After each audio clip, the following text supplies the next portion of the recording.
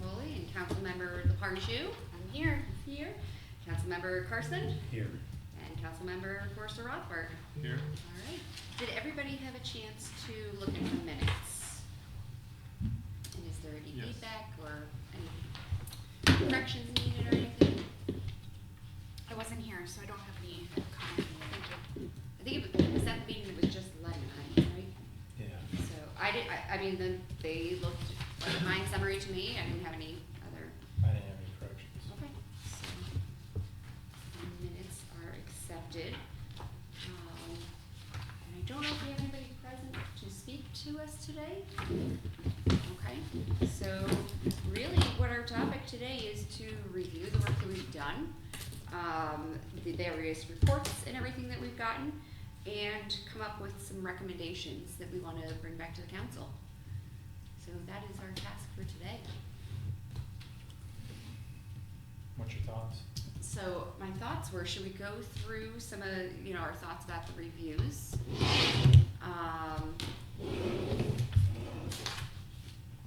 And then we can discuss, any recommendations that folks may have come up. How does that So, sound? do you mind if I ask Jenny a question? Yeah, go for it. So, been trying to find it, I'm sure it's somewhere in this binder, but in 2025's budget, we needed 1.8, roughly something, in rough numbers. So, we got to the 1.8, we balanced it, but then we just found out we had a 1.55 surplus. So that's for the 25. In 24, if I remember right, we were something similar, it was like 1.5 or something there. And then we came back and we were with a surplus, and that surplus seemed to be, again, maybe $300,000 or $400,000 off. Is that correct? Well, let's back up. Generally speaking? The 24 budget, you said 25, we haven't done, I believe you said 25, unless I misheard you. Right, for this year's budget, 25. Right, I haven't projected the 25 results yet, but the 24 results, we had appropriated 1.8 million for 24, but ended up with a surplus. And I can take you right to the page. Yeah, what page is that on? I brought my budget book.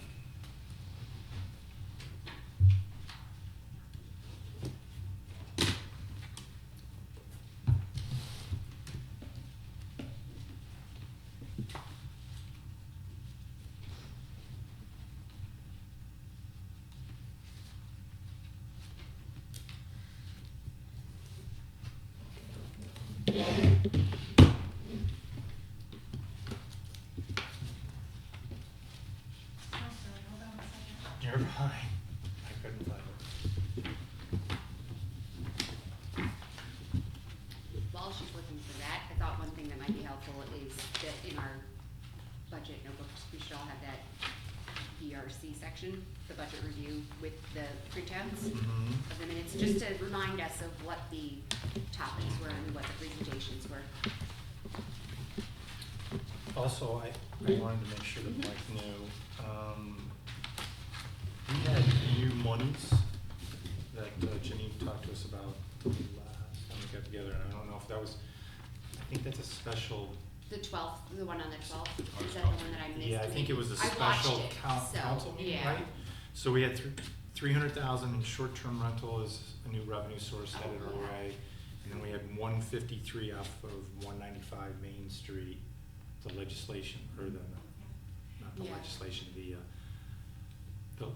the legal course of action. So for this year, we basically will have 453, give or take, of new monies headed our way.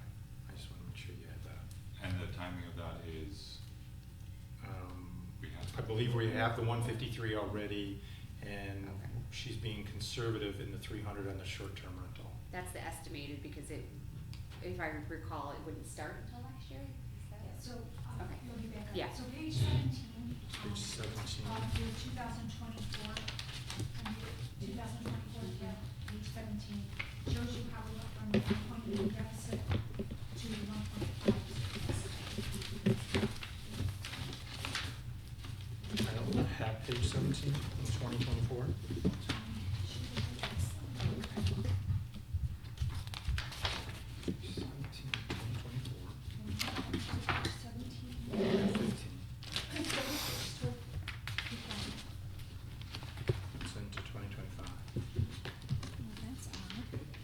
take it out for any reason? Let me see. Should be under your 24 tab. Yep. I'm in the 2024 tab, and I have Page 15 pages. Is that the only page you have? 15, 15, and there's then nothing. 16, 17, Yeah, mine and goes up 18. to- They're all the, they're I all have the 17 with the attachments. 24 It should now. go up to page You have it? 21. Have it. I mean, I wrote notes on it, but. Here, I'll give you mine, Wait, because wait a minute, I would just put in the wrong tab. Is that something that you gave it to us? Yeah, that should have been in your original, that should have been in your original binder. But here, I'll give you mine. You should have 21 pages of that. There, So, general fund?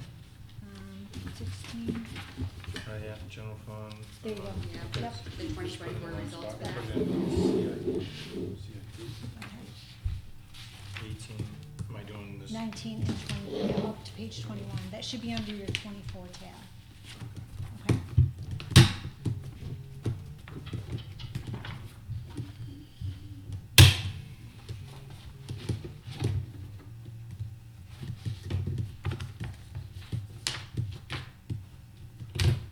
So, I guess, just talking out in general terms, for the last 2 to 3 years, what have we been averaging in surplus?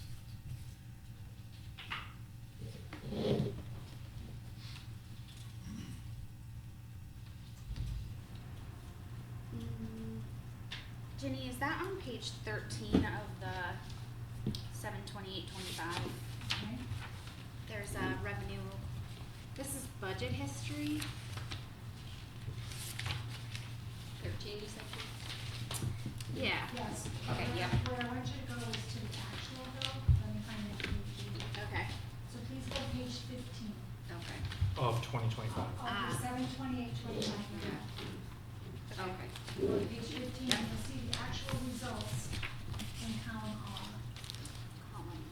So in 2023, yep. we had a net surplus of 335,000.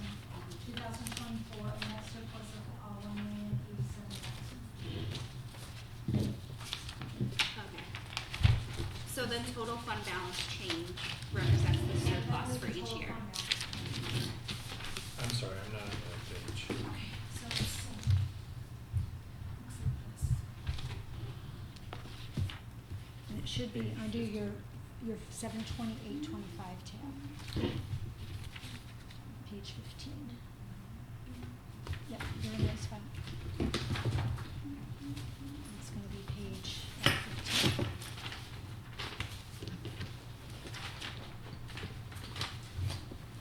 So these are the actual results, Okay. okay? So, given that, say in the last 4 years, coming out of COVID, right, because COVID skewed everything. So from 2021 to 2024, looking at those numbers, we could say, on average, we have 750 to 800,000 conservatively of a surplus. Surplus.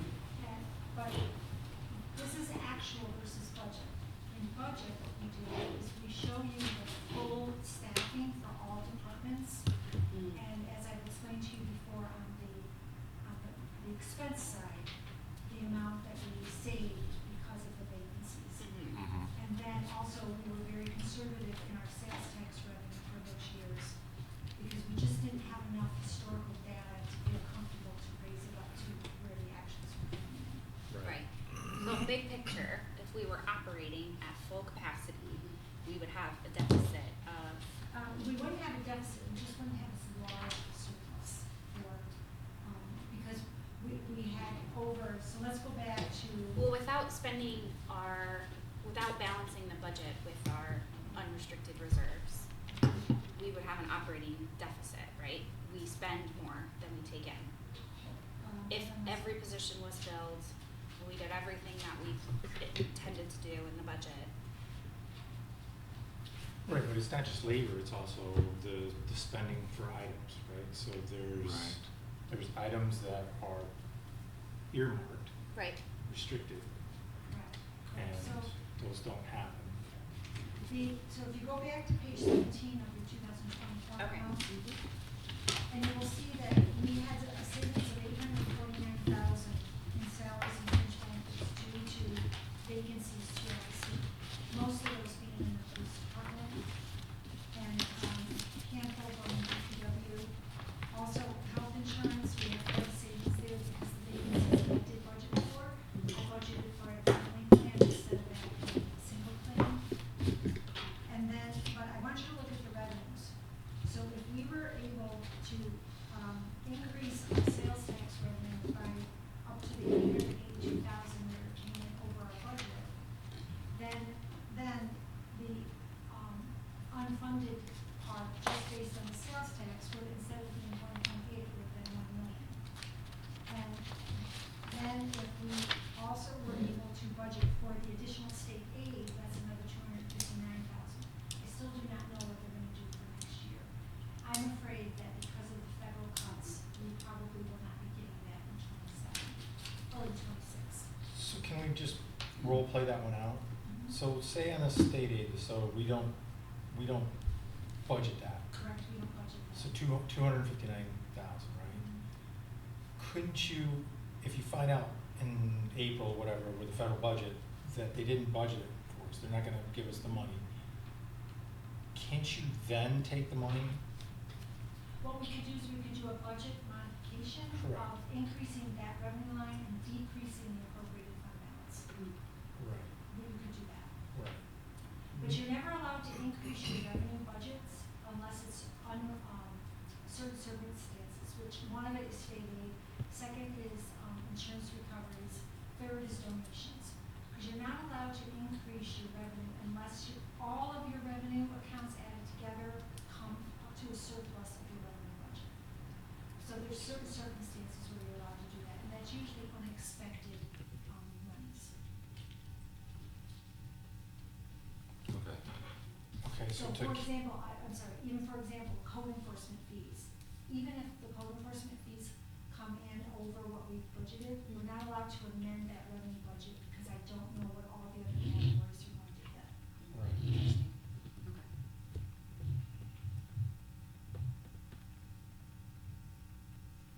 So Katie, back to your question, yes, we would probably still be budgeting a deficit even if we had increased our sales tax up to close to the actual. Mhm. Okay.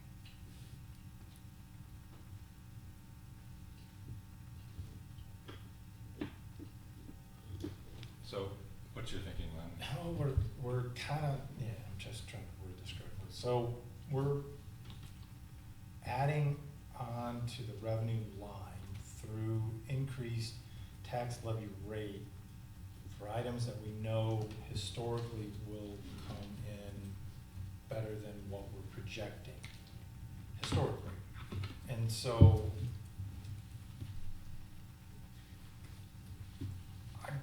I'm not in your shoes, but from my perspective, it just seems like we could maybe do this a little bit differently. In what way would you like to? So instead of acknowledging that you want to take revenue either from the tax levy rate going up or the unrestricted fund balance coming over to pay for, say, like the state aid or any other item, pick an item that we may or may not get, it seems as though you could do a budget modification mid-year or whenever it's necessary to acknowledge that. Yes, you could do a budget modification once that revenue came in if we got the additional state aid, but there again, I wouldn't be increasing any further expenditures.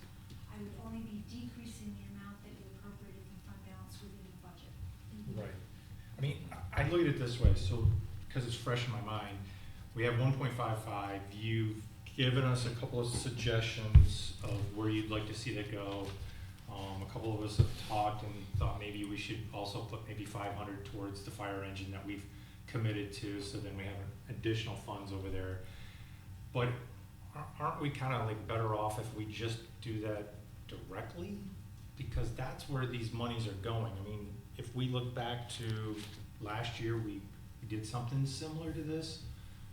that you're asking us to do this year. So, I don't know, I'm just looking at the budget a little bit different, as in, if we didn't pack in, probably not using the right words, probably pack in so much for these items that we may or may not get, if we just acknowledge it and streamline the budget and then put money aside for these items. I don't know if in your history of doing this, that councils are unwilling to put money aside, but, I mean, it's infrastructure. Well, I think you're talking about a couple of different things. One, these unexpected revenues such as the unpredictable additional state aid. I would not recommend to the council to budget that because you don't know if you're going to get it. And as you said, if we end up getting it, we can do a budget amendment mid-year. And then also, the council has the authority to reserve as much money as you want from the unrestricted fund into the reserves. And we could put 500,000, well, my suggestion was 500,000 into the public safety, but if you want to make it specifically for the fire truck, that would be a different type of reserve. Mhm. And so I could look into the language that would have to be adopted for that. But we could also basically just tag it in the motion saying that this is the public safety reserve, but reserved specifically for the fire department. Mhm. And so we could do that. But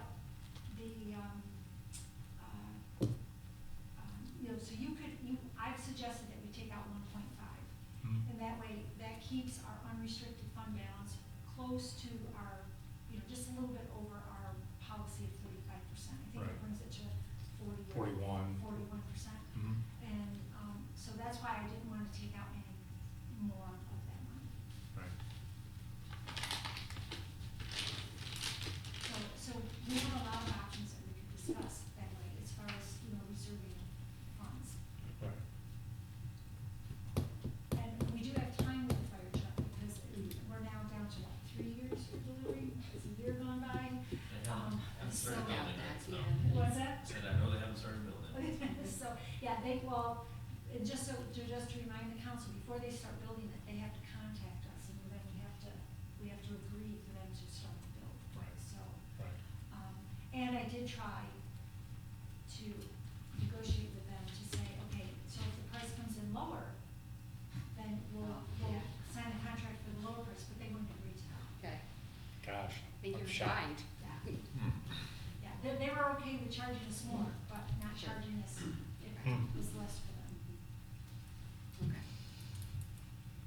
But with the rate of inflation for that many years, I can understand their point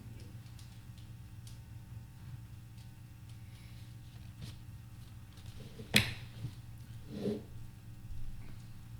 So, I feel like there's, your line of questioning, you're thinking about how to structure things overall, but also, I wanna get back to, I don't know, cause I wasn't at the special meeting, where are we in terms of our main objective of putting together I was also not at recommendations? that So meeting. the next, But I listened to it, so Yeah. I got it picked up, but it's So the- probably better for, you the, guys to. the next step is that they want us to go and make a decision as a council to what tax levy rate we wanna agree Right. to. And then, as Ginny and I were just talking about, the surplus money needs to get decided which way it's going, because, if we're gonna need another 1.8, I think that's the number this year is 1.8. For 25, it's 1.6. I will, by the 1.6. September 12th meeting, I think it is, or September 9th, one of those dates, I will have 2025 projected, so you'll have an idea of where I think we're going to end up. It's going to be a very high-level estimate because, we still have 5 more months to finish out, but, well, really 4, but I don't have August looked at yet. I also would like to throw this out. Mhm. I'll go right to you. What do you think of each department having their own unrestricted fund balance, unrestricted fund. So then, my thought on this, Jenny, is that each department head is responsible for their budget. And then, in the procurement aspect of it, they might not come into the end of the third quarter, beginning of the fourth quarter, and reach out and start buying items because they know that soon those monies are gonna get moved out. I was speaking with a legislator over in Greene County a couple months ago, and they enacted this 2 years ago.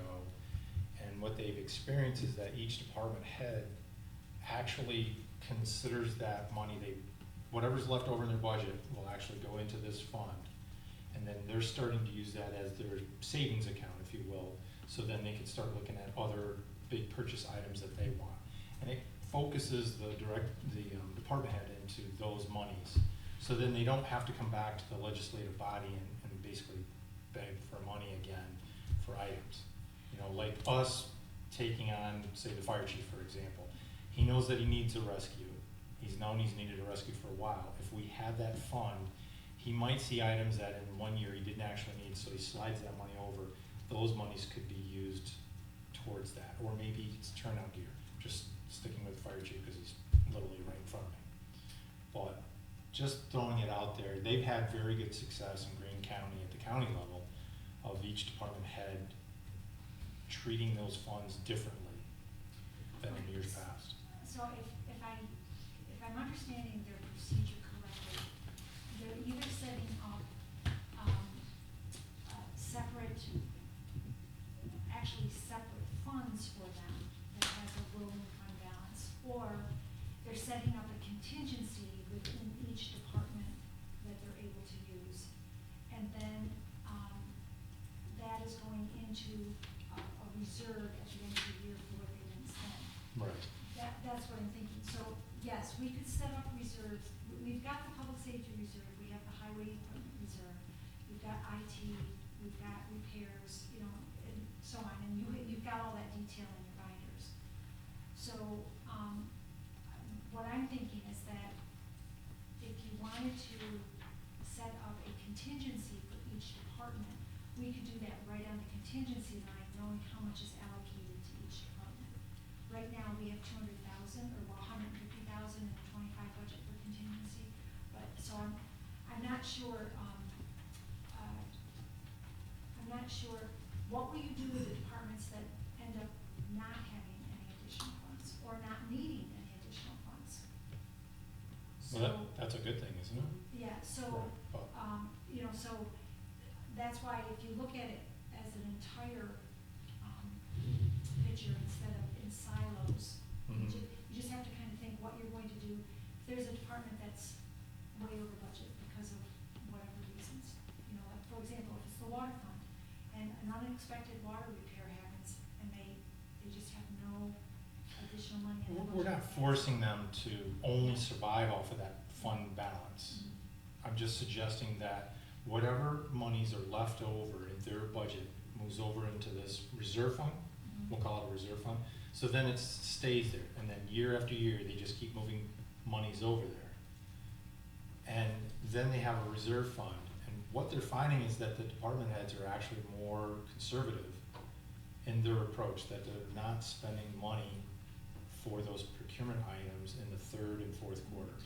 Yeah, let me do a little research on how they're doing it internally, because I know that that's not it's not a procedure in our accounting guide from Nikon. Okay? So let me just investigate it a little bit and see what they're doing, because counties and villages and towns have different, avenues than a city does. City really has more control because of the charter. Mm-hmm. So let me investigate it a little bit, and then I can bring it back to our next budget meeting. Okay. As far as funds becoming siloed though, once they went into reserves, would they be able to be moved around if there were other expenditures, you know, that? Well, it would take council action. That- okay, Yeah, yeah. so council restricts the money, council can also unrestrict. Okay, all right, I just wanted to make sure. But it does, some of them, we have to be careful, some of them will require referendums if we get Mm. really specific. For Okay. example, I think if we set up a reserve for a fire truck, just that for that particular particular purchase, that may need a little bit more action. Okay. But I. So, but if it I went can read into that. like something that was more general for fire instead of specific for, okay. So it just sounds like the more specificity that we put along with it, the more, action that will be needed to make sure that it's being attended to. Yeah. that But we could actually put the money in the public Mhm. safety reserve and know internally that we're reserving a Mhm. certain amount of Okay. that for the future fire truck. Right, and again, I mean, the public safety reserve has worked well, but it's also two departments that are sharing that. So, Well, it's really even three, because code enforcement is part of public safety, So but, three. but yes, so it's, and, and I've had the detail right from the, inception of it, so I can tell you how much went to fire versus police, and, if you're curious. So, Len, I'm not opposed to the idea in principle, but I do have some concerns that I think council has to consider about the ramifications. First of all, I wouldn't assume that all department heads are necessarily comfortable. Like, they manage their budget, but they're not used to managing multi-year budgets in that way, so I would wanna make sure any department heads that weren't comfortable with that were given the support or training or perhaps the option not to do the system if they thought it was better for their department. Second is, just thinking down the road, I can imagine if a council, say a council in the future, which will include some of us, but not all of us, if a department consistently year after year is under budget and putting more money into their reserve or contingency fund, I can see the temptation of a council to say, okay, well, you don't need all that money, we're gonna cut your budget, right? So in the long term, they're not necessarily, I mean, they'll guarantee like that pot of money that they've saved, but not that it would continue 10 years. So you would want to, I think it would behoove us to, when we set it up, to advise ourselves and future councils about how to think about that. Len, are you saying it's Green County? it was Green County. Okay, so I'll check out their financials and see how they're doing it. I'll see what reserves they have set up, and I'm wondering if it's, I'm just wondering if they're doing it internally and not officially. Oh, so that's like what you're saying, like as far as like the fire truck, we could have put the money into reserves for fire and know that it's for a more specific purpose. So we could do something like that perhaps, with different departments without making them official lines. Okay. Because, I would like to see if their governing board is voting on reserving the funds. I just wanna see how it's. I can ask them that. So, like Parks and Rec, do they end up having a surplus? Not usually, or if it is, it's small. Okay. And,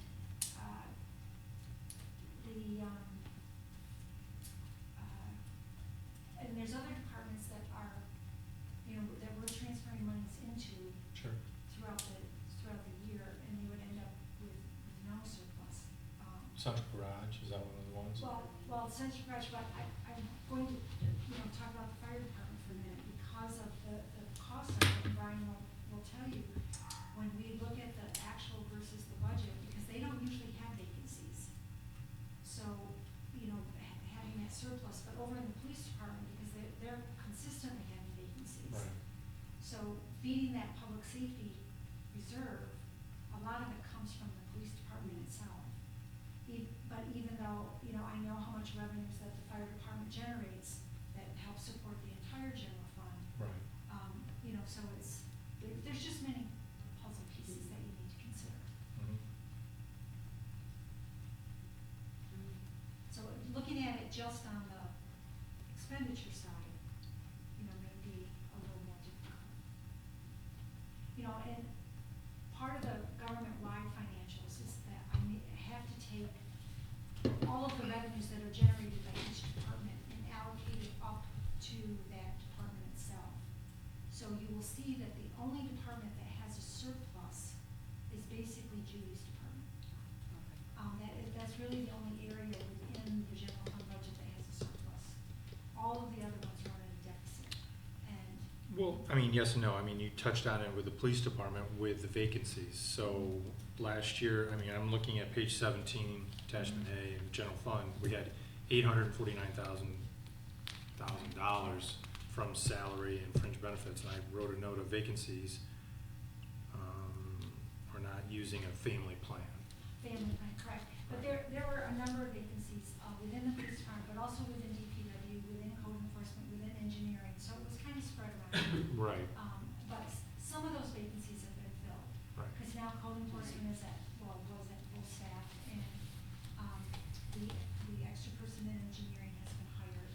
So some of those now they're not going to be there for 25. Right, it's not just procurement, right? Because I'm also looking at the fact that if we hired Don and he didn't have a family plan, then Correct. those extra monies, there's what, $10,000-$12,000 difference or more between a single, two-person and family. So Yeah, this- those monies would be to that department head's fund, reserve fund, so. And also the family plan is about $30,000 a year, single plan is about $11,000 a year. But if they take the buyout, which a number of them that we're hiring are taking, I wouldn't say, some of them are taking the buyout because they're still in their parents' plan. Right. So they will eventually come out. Right. But, so that's a large saving when, even if you get 5 of them, that's $150,000. So I want to ask a question for everyone, Mhm.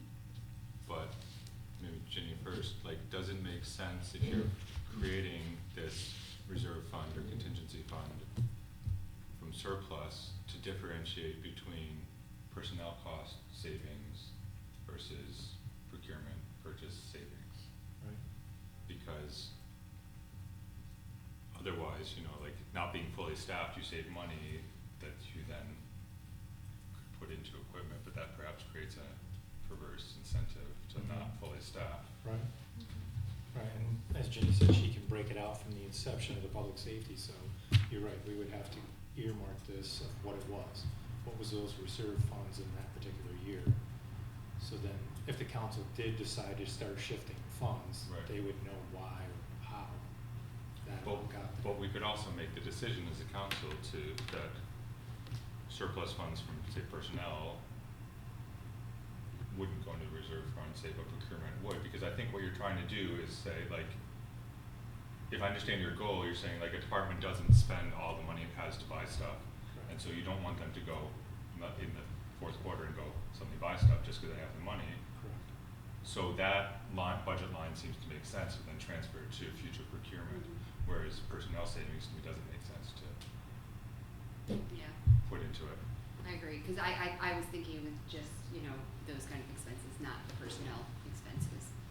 So, Does that meet your goals? Right, so the personnel line though, those funds would jump back to the general fund, right? So if any surplus money goes back to general fund. Goes back into the And so general each fund. department head has to come back and re-justify their reasoning, whether they want the procurement or the personnel every single year. Right. Well, no, because they could stay at the same staffing level and be allocated the same number of positions and funding for the same number of positions, but the savings from not filling that position that year would not be banked. Yeah. It would go back to the general fund. Right, So that's what's happening that's- now. yeah. I know, but it would still work under your suggestion to separate, well, right, yeah, so they wouldn't have to come back necessarily and say, well, I need that funding for that 5th person or whatever, because the 5th person would still be baked in to the budget, but the money that they saved from that couldn't be spent on a fire truck Yeah. or new desks for the office or whatever, because it wouldn't be theirs to spend anymore. Right. Mhm. And it might also help them for marketing, right? The police department has always had this revolving of personnel. And I don't know what their marketing budget is. I know they've struggled to get the word out in the last 4 or 5 years to get that word out. So this might be an opportunity under the personnel line that they can use for marketing purposes. I don't know. How do we, so just as there might be an incentive to not fully staff, although I think these things kind of self-solve, because when you don't fully staff, you are working longer hours, you're, you know, so I mean, it's not to anyone's benefit to save a position, even if there was that financial incentive, but I think the same thing could be said for procurement because, or operational expenses, because, you know, how do we ensure that the services that are planned based on the budget document are being executed to the best of the ability, you know, if the incentive is to save money so that later on you can purchase something. And again, like, it makes your job harder if you're trying to do it with less money. But I think, I just am not sure how that, I agree with you, I'm sort of not opposed to it in theory, I have questions about, like, in practice, how it might work out, especially since it's a really big shift for the way that we do things. So that's my question, is similar to your question about personnel. You know, how do we ensure that they're still doing what is intended to be done with the budget that's given? I'm gonna just kind of go out on a limb Sure. here. I think I can speak for almost every department head. I don't think any of them would not want to fill their positions because they have so much work to do. Right. And also, I know that the police department is really under a lot of strain with their Right. current vacancies. So I think the police chief would be very happy to fill every position if he could. Absolutely. Chief Knapp has something to add to this as well, go ahead. Yeah, so I just wanna provide you an example that I'm going through right Thank now. you. Currently, we're fully staffed, but I have someone that's looking to do a lateral transfer out of the department.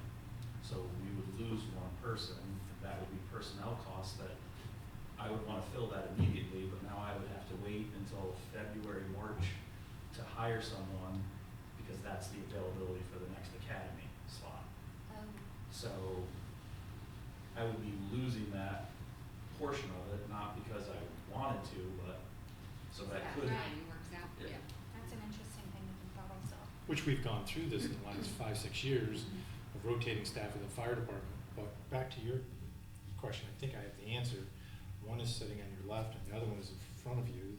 The department heads have conversations with Greg and Ginny all the time about financing. So I think to your point about whether services are being done, ultimately this legislative body turns to Greg and says, why isn't X, Y, Z happening? Right. Strategic plan, Yeah, right? right. If we establish a strategic plan, That's right. strategic actions, these are the things we expect to be happening that are showing progress toward our goals. Right. That's Looking at our what high we have level to figure out, strategies. that hasn't happened yet, we gotta come up with Yep. ways to measure that, Right. and then that is tied to the budget as well. Yes. My question on the just general concept of this is the assumption that at like the end of the year, there's budgets left over, and so people are, oh, how do we spend this, we're gonna lose it. Right, that's the idea, is you cut down on the, let's, as a department head, I'm gonna go and try to spend this money down on projects I'd like to do. But instead, I'm incentivized to save that money so that it goes into a fund, so in the future, I can spend it on projects that I wanna do. Is it just getting to the same end? I think, But in the future, or is it, is the idea that the future projects I'd like to do, or is it specific things, like equipment, big things? You're thinking of the fire truck as an example, obviously, but is it for certain types of expenditures that this reserve would be for, or is it for everything?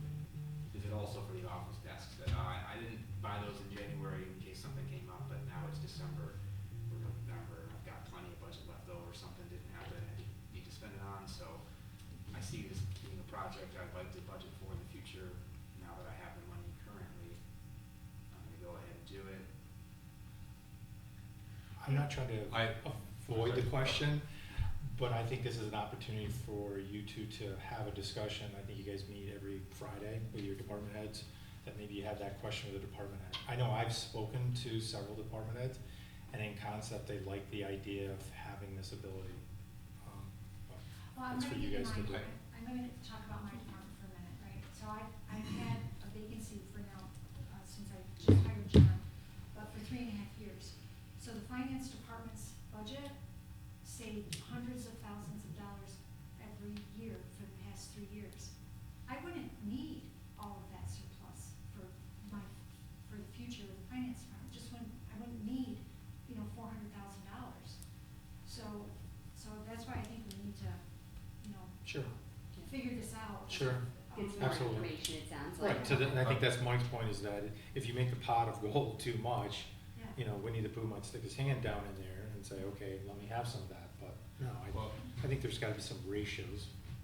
well, I think council in our budget, I mean, this is my first time through the budget process, but my understanding, you know, we're setting what we think with Ginny and with input from the department heads, what we think are the right personnel levels ideally for each department. And so it doesn't really make sense for a department to have, like Ginny said, to have $400,000 for personnel. It's not what council is allocated. Right. But the procurement stuff, Greg, to answer your question, I can't speak for the city, but definitely working for SUNY, I've seen that departments, you know, it's the spend it or lose it, and so yes, these are things that are on their list of things that they feel like they need, that are budgeted, but if I think what happens is that people end up spending money on lower priority things without a longer term plan, or spend it away on small things like we have, right? We have, and whereas basically what we're giving departments more flexibility to decide, do I wanna buy it? Do I wanna buy it in December just because I need to spend it now, or can I buy it when the time is actually right to buy it? Okay, so let me just build on that question is, so if a department comes in under, they have savings, that savings then gets put in a reserve for them regardless of whether the city general fund as a whole has savings for the year. So let's say Department A has savings and then Department B and C are over. And then as a whole, the entire general fund for the year is over $500,000. But Department A saved $100,000, so they get $100,000 set aside, but there's still a net that makes the net $200,000 deficit.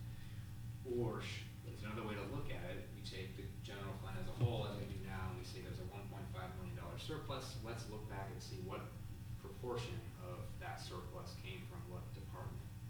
And then we consider, okay, so police had huge vacancies all year, and the big portion of savings came from them. Let's consider putting money in the public safety reserve, and specifically maybe consider funding some police vehicles or something that might be needed. But if we have all our police vehicles replaced and there's not a need for that, then it can build toward the fire truck. I think that's kind of how we've done it historically, but maybe it hasn't been defined. Yeah, We haven't looked at it that way, where we've broken it down, okay, how much of the savings came from police or fire? Jenny advises more generally, but not Yeah, general percentages. because I like to look at the city as a whole operation and not in the silos itself. So if we had savings in the public safety department, but the highway department needs a lot more equipment, I'm fine with taking that surplus and putting it towards the highway, because that's where the need is at that time. Or we developed the building reserve and the IT reserve and the parking reserve, because we have so many goals in our long-term capital plan that we need to put the reserve funds for our next set of actions that we want to look at. And then- Sorry, just one more thing, is that, by already having the reserve set up that we have, I think we're in essence doing Len's idea, but just not, we're doing it more by service area versus department. Right. So we've got the public safety, we've got the DPW, we have the repair reserve, we have the IT, we have the parking, and then we have a handful of smaller ones, but we could expand on that if you wanted. And we've got the Parks and Rec, we've spent a lot of the Parks and Rec down, that needs to get replenished. Well, sorry to interrupt, but that's what I was gonna say, like Parks and Rec, we made a choice as a legislative body to spend like 90% of what was in there, and it would take that department, I don't know, 50 years on its own, maybe, through like skillful budgeting and Yeah. operations in order to recoup that without us saying, you know, we have this general fund surplus and we can reserve on its behalf. So That's why I like to look at our needs and our goals within like the next 2 or 3 years, and figure out where we need to place the reserves for that reason. That For makes example, sense. building up the Yeah. streets, we built up We the look at streets and our- sidewalks reserve a lot because we knew the last highway was coming. Like if we look at our capital improvement plan, that shows us where we need to Exactly, put things. exactly, and that's why I prefer more of a general, look instead of a silo look.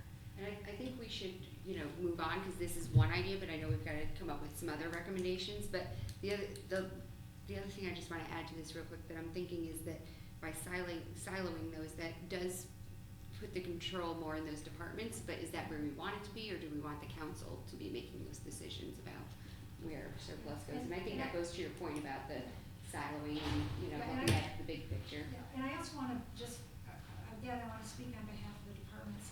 I have never seen, or never heard anybody say, I gotta spend it or I'm going to use it.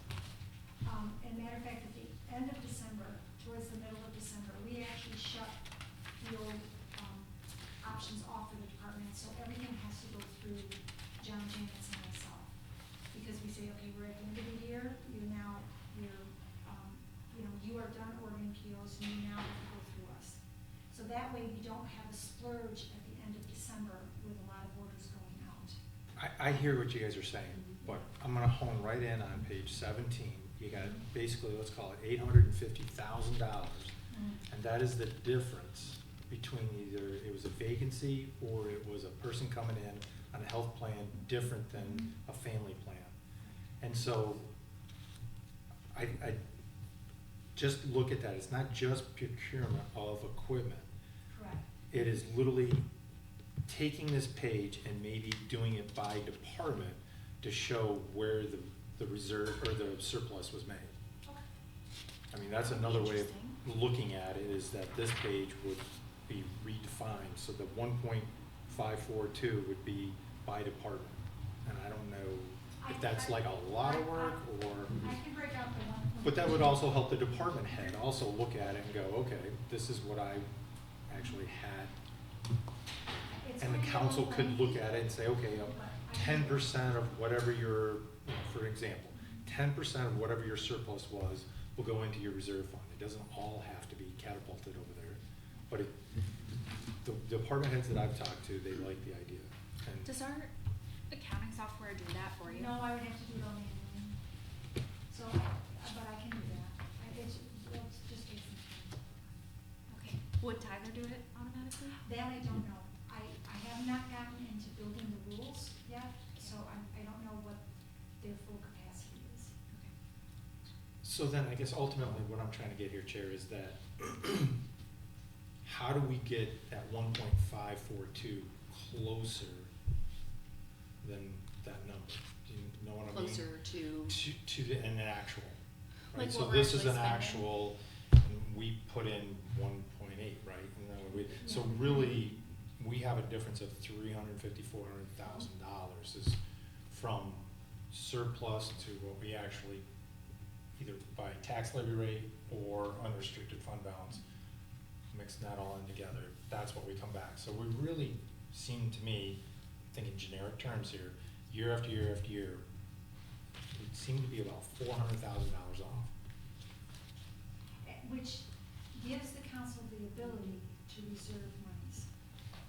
Remember that, that way you can build up by having surpluses in, at the end of the year. It gives you the option of restricting it for a future fire truck or a police car or a new, DPW vehicle, all of the big ticket items. That gives you that, flexibility. So if I understand you correctly, you want to trim the operating budget and budget for those reserves proactively. Correct. I'm trying to get rid of at least 50% of the budget deficit. Okay.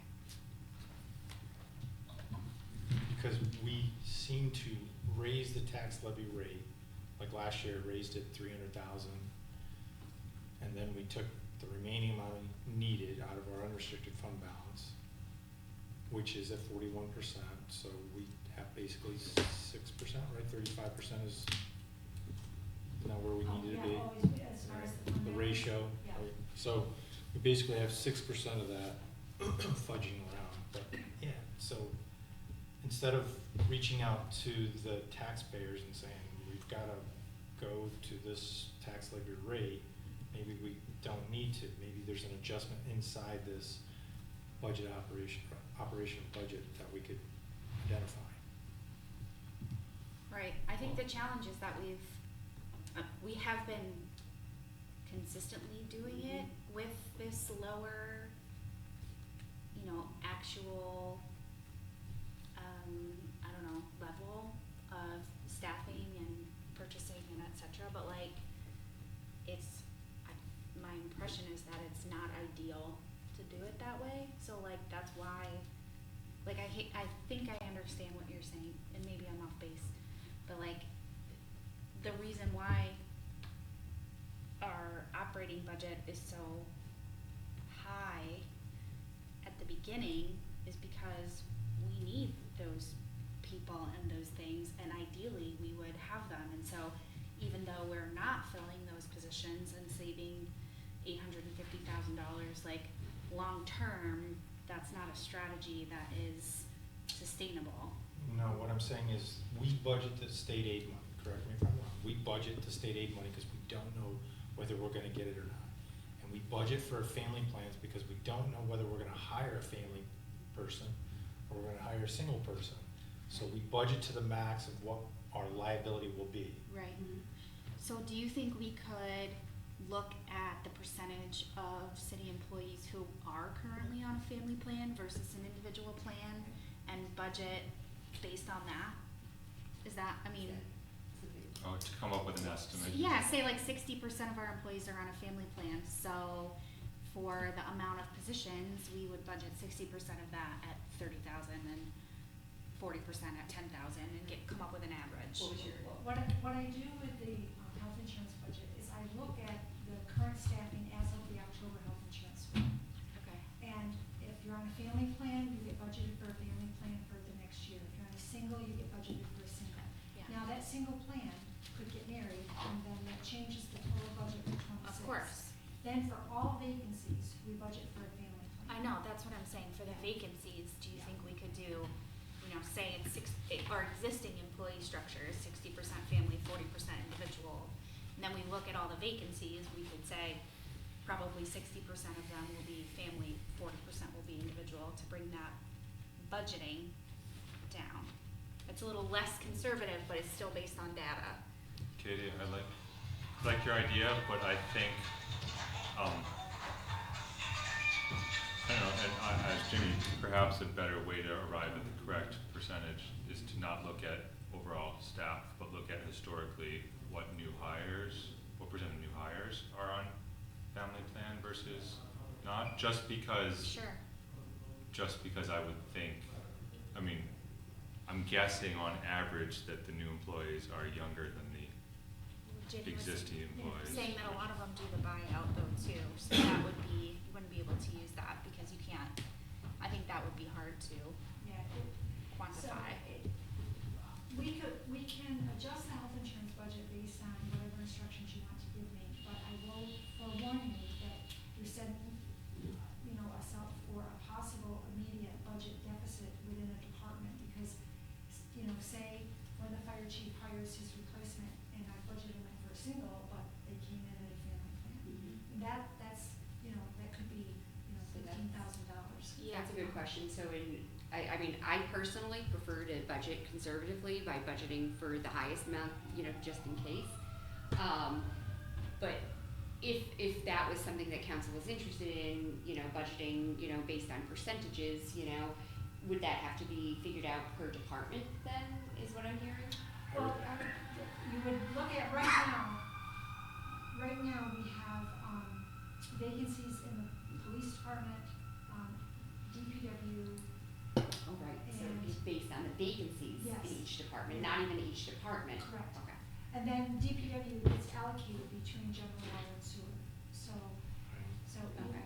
we would, now what I do for retirees, I see. retiree That's insurance, very I also budget for anticipated retirees. Now, that budget can change at any time, just due to life cycles or if somebody decides to retire that we weren't expecting, or somebody that we were expecting decides not to retire. But I usually put a cushion in the retiree health insurance just for the anticipation of new retirees coming in.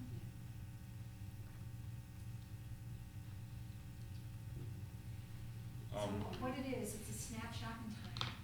That's what it is, and it can change tomorrow depending on, you know, what changes in reality. How readily available is our data on retirees and employees approaching 65? Oh, very, we have a budget right now, I have birth dates for each retiree, so I know when they're turning 65. and- Okay, so that goes into it. Yeah. Okay. So what we do, if we've got a retiree that's gonna turn 65 in 2026, we budget at the PPO plan for whatever months that is, and then we budget for the 65 plus plan for whatever months Wow, that that's is. very specific. That's awesome. Because I'm looking for every dollar. Yeah, So- right. Okay. Looking at the past presentations that we had, was there anything that, any notes or items that people wanted to pull out from any of those? Yeah, Should we go department by department, or, want to do that? Well, sorry, I actually just want to kind of bring back OPT. Mhm. It's 2.9, is that their budget? Somewhere's in that ballpark. Oh, 2.9, somewhere in there, I Something remember like it, that. it was a couple weeks ago, but,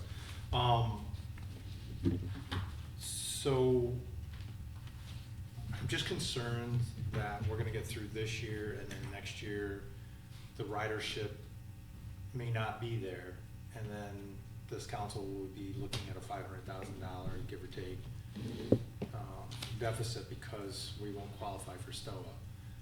And so I think David said we got 2, maybe 3 years left on the buses. I'm just wondering, I think Katie said something about being more nimble, and that verbiage keeps coming back to being about being more nimble. Is this an opportunity that we would get a little bit more money and those 9 buses, auction things off and buy something low? Now, with that said, I have no idea how long it's gonna take to get a bus. I'm assuming at least a year, at least 12 months, right? So if we just kind of made those projections, I think we talked to David about this, but how much money could we get for those buses? Push that aside and get down to, I think he said it was a 15, right, 15 passenger. I Isn't that what remember he talked about, there were like a some 15 very passenger bus or specific something? things about. Yeah, because I didn't have the right terminology. and I think Yeah, he came I'm up with looking at the presentation now.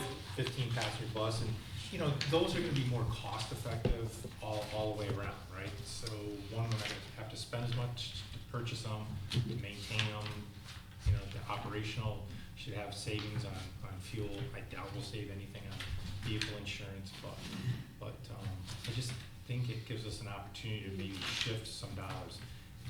Maybe for the first couple of years, it's only 50,000 hypothetically, but maybe it'll grow in time.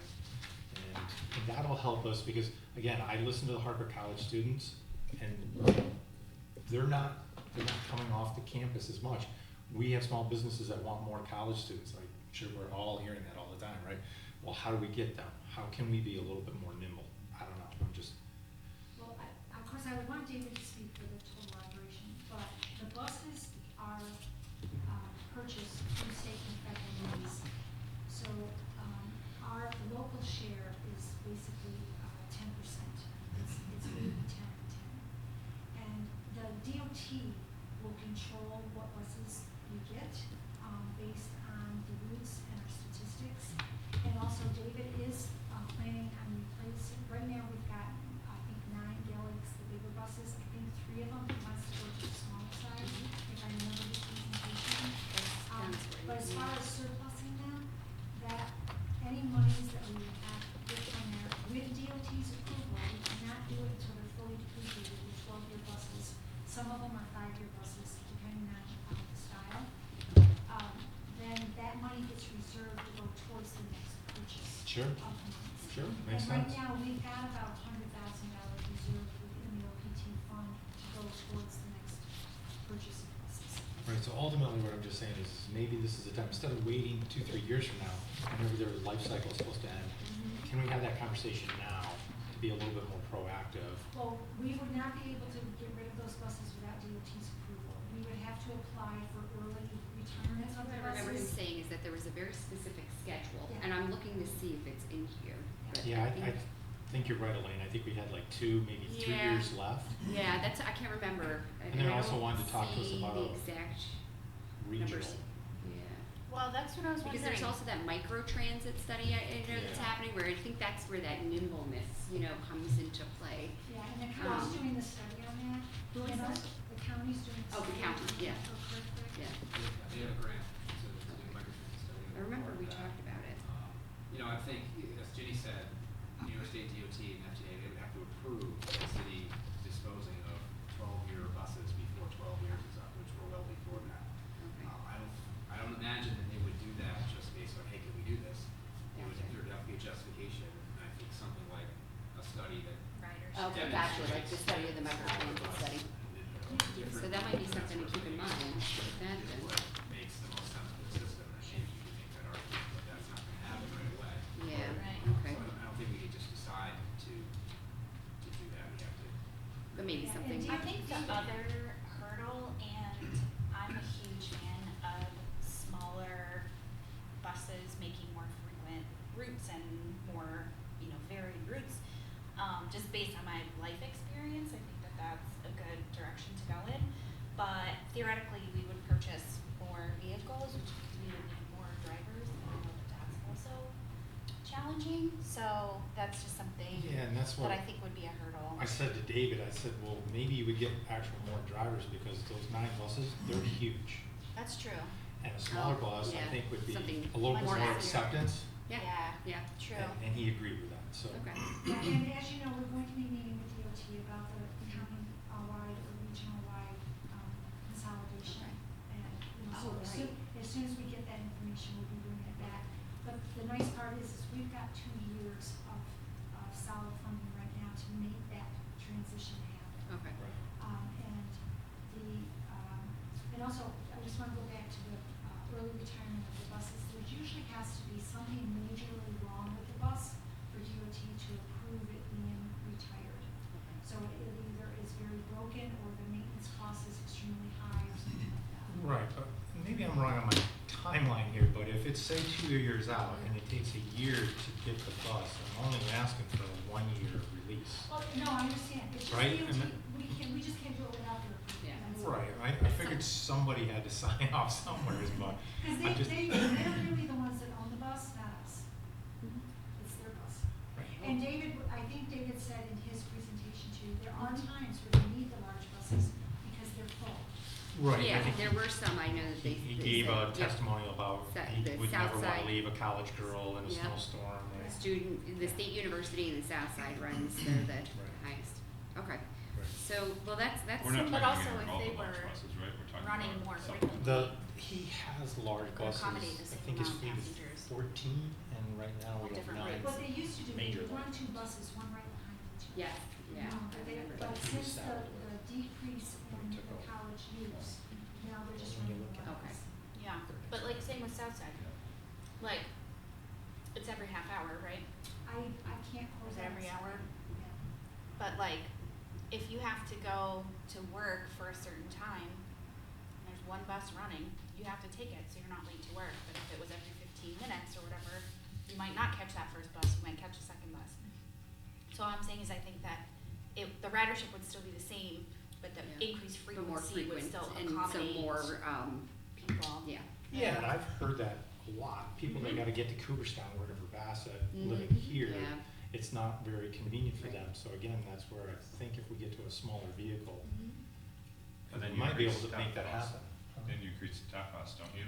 Because you have twice as many, Well, hopefully not twice as many, but Well, yeah, but- well, you have cause when one bus smaller goes, buses with, the you other still one's need coming one driver back. per bus, Right.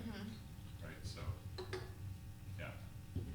I think one bus that's leaving Oleana at the same time the other bus has been Yes. arriving at Bassett. And They they had that, And they they had pass right. each other, right, so, It's been again, like if that it was a since smaller vehicle, cause 1990.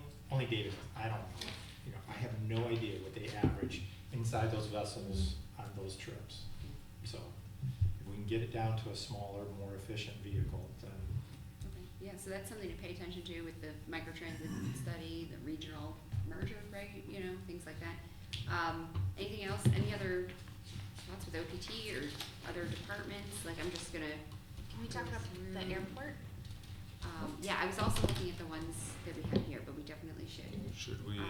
Like we had, Just go just- through HR. Can we just Mhm. allocate our time in a way to like make sure we get through? Yep, that's why I'm maybe, thinking maybe we the don't need to get airport through all the is a big departments chunk, today, but if so- we do, we should. Yeah, I mean, so for me, like I think these series of meetings were obviously, you know, there's some updated information. I think they were really great. I'm not sure what word to use, but I think that they're very valuable, especially if it's the first time you're hearing the information. I think my expectation was more that we would do things like what Len has suggested, but even earlier on in the meetings, where we're like looking at new ways of doing things and kind of fleshing them out with Ginny. Hey, will this work? Are there regulations we need to know about? Things like that. And I feel like we're kind of getting to that, sort of like right in front of the finish line. Yeah. So for me, like, I don't have any recommendations about cutting services. I know that every department is understaffed, that we really need to talk about innovation. I think our two things that are really concerning to me right now are OPT and the airport. And other than that, I think it's really about the way that we budget and the way that we allocate funding. And, you know, so I'm not sure. I would like to hear from Mike and Elaine. If you have any novel ideas about ways we could be doing things differently within departments, I do not. For me, it's about those two areas of service, and then, like I said, just sort of creative ways of looking at the way that we're already doing things. So that's kind of where I'm at in terms of spending our time.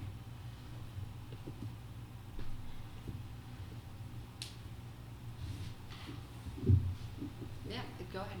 If you have a I feel like for me, in most of those meetings, I came away with some small ideas for either like minor ways to increase revenue or find efficiencies, and I think that it's important for us to compile all those ideas some way to share with the rest of council, because we have the benefit of having had those conversations, but the other half of the council hasn't. Okay.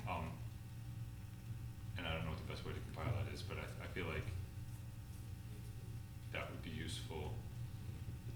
I also don't feel like, without rereading my notes, that I can, off the top of my head, remember what those are. But I also feel like, yes, that we heard that in general, like, we're talking about, 5-10% savings here and there. We're not talking about drastic changes in most of the department budgets, which leads us to the question of,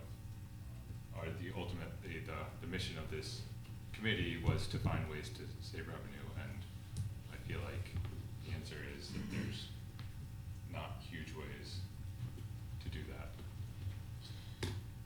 I think one thing operationally we could do as a committee, maybe we want to pass it off to the Finance and Human Resources Committee, is look at our budget transfer policy. Right now, I think it's in line with the state, right, in terms of. Budget transfer policy? Yeah. I don't believe there's a state guideline or a I thought it restriction on was budget in terms of transfer. like things that you're authorized to, like Ginny can make them up to $1,000, you can make them up to $20,000. Yeah, I don't believe there's a state. I thought that there was. I thought that was that's what that was based on. Maybe I'm thinking of the.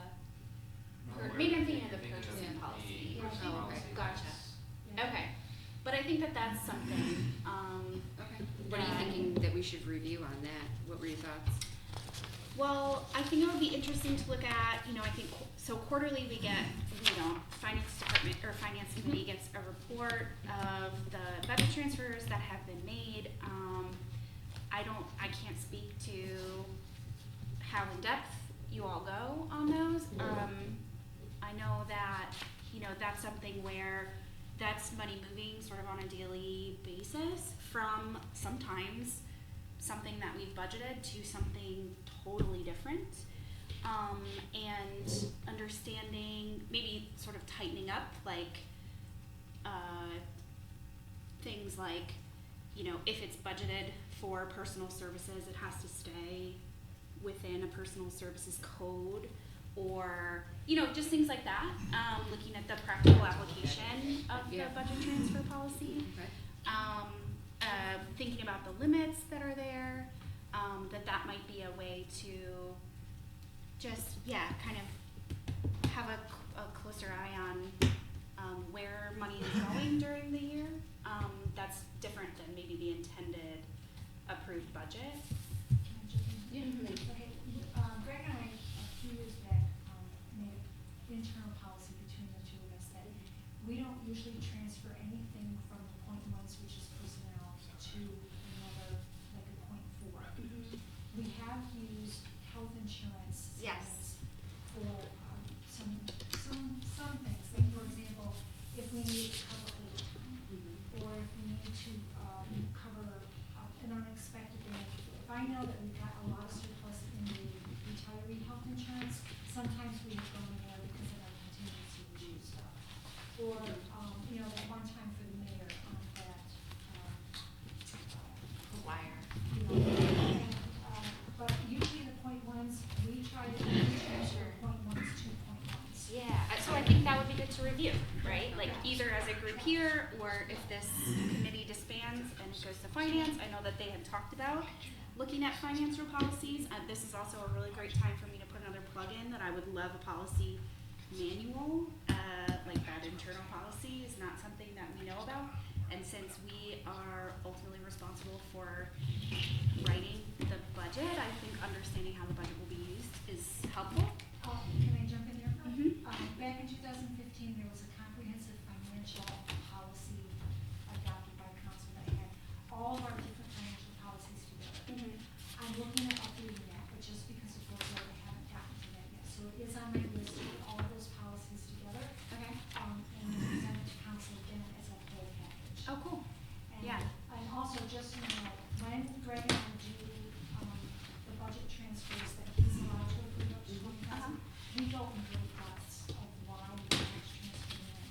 I have attachments made to every budget adjustment I do with emails and explanations of why the money, Sure. you know, needed to be reallocated in other areas. Sure. So we do go, internally, we go into, a lot of detail with it. When the department head will send me an email and say, please transfer 10,000 from this code, there's no detail as to why. I communicate back and say you have to explain and justify. So that way I can present that information to Greg, so he has an educated, decision to make, and he knows the full story. I'm sure. And also just to clarify, my nudge is about like broader sort of internal. Right, if we have those compiled in a way I could easily share, we would. They need to be either created or received from department heads to be able to compile, Okay. in a comprehensive manual like your request.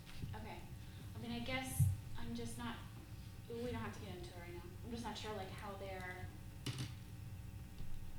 adhered to if they're not written down anywhere.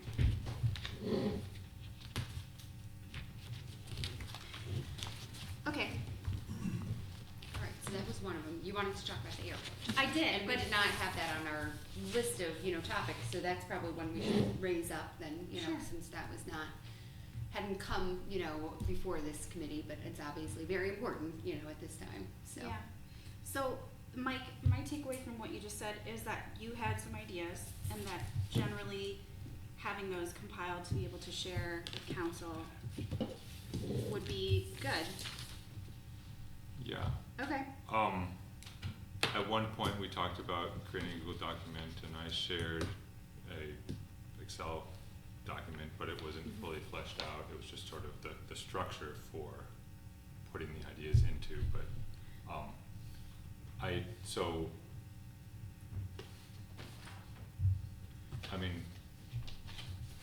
I don't know if, obviously, I can go through my notes and write down my ideas, but that's just me, and it's also, it's reflecting what we heard, but also I wasn't at every budget meeting, so I don't know what the best way, I'm just thinking about logistics practically, how to collect that data into, and none of these have to be very detailed, but it's just reflecting back what's kind of in the memos from the department heads and in our minutes, but putting it in a way that as a council we can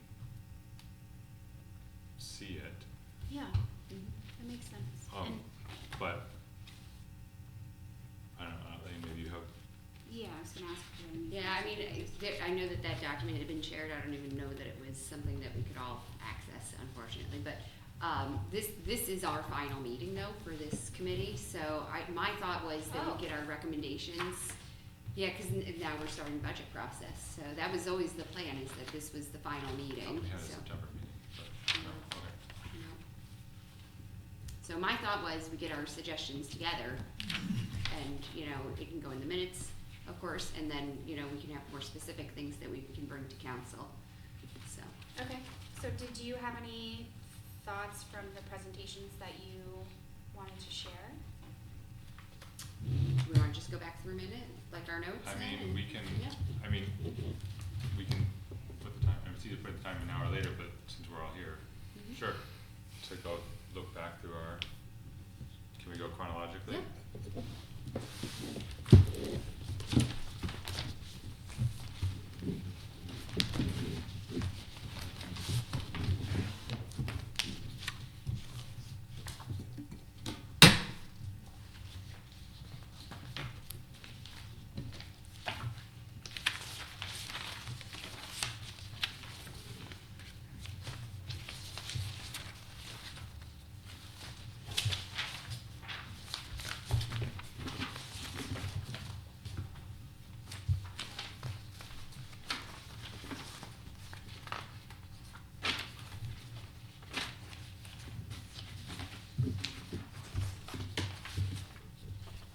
Alright.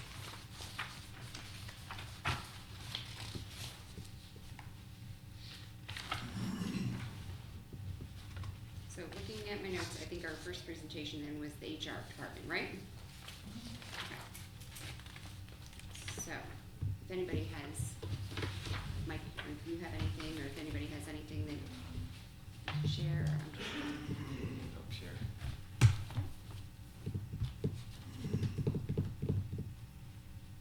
And that was March, right? Yeah. Mhm. Yeah, sorry, March 25th, it looks like.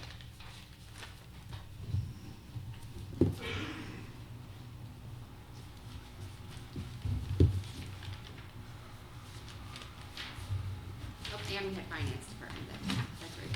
Yeah. I have two sets of notes. Can I ask a question? I know that this is, budget review and not finance and human resources. With regard to, Jenny, I'm not kicking you out here, but with regard to recruiting and or succession in the finance department, how's that going? You work an awful lot, that's what I'm getting at. Well, I'm just thinking back to that huge thing with all the stuff that you provided to us. Well, as you know, we just hired an accountant on July 7th, and he's fresh out of college. He did do an internship for his senior year, or his master year, with State Controller's Office.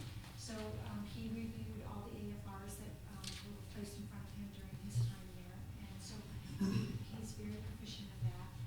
I find that he reads very well, he listens very well, and he's determined to figure things out on his own, which is a very good first impression. Cool. So I'm very pleased that he's on our team. Of course, he has a lot to learn, but I see a good future for him here.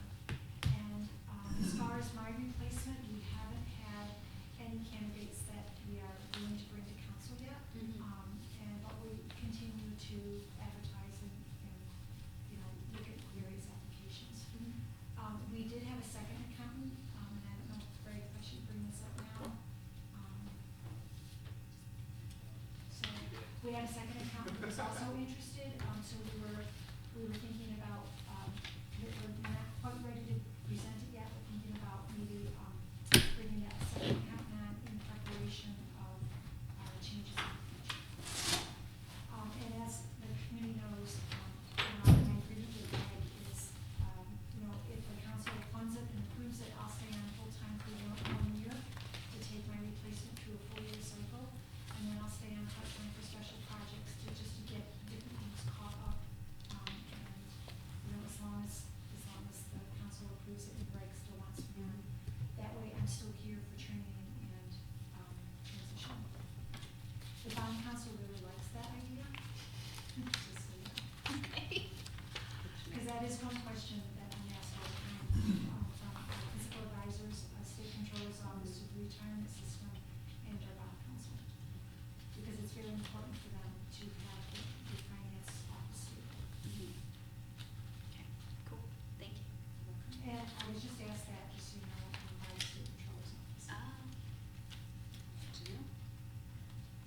part of the reason I noted we need to pay attention to pay for We this also- budget, We also have for the a finance department. possible opportunity for an intern for the fall. So we'll be also discussing that probably at the next finance meeting.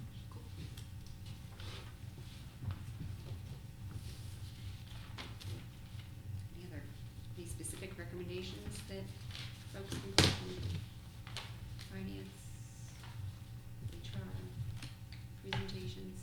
I do not have my notes from that meeting, unfortunately, with me. You know, a couple things that I noted, that there were some, like with HR, some, this is not it, let me see that.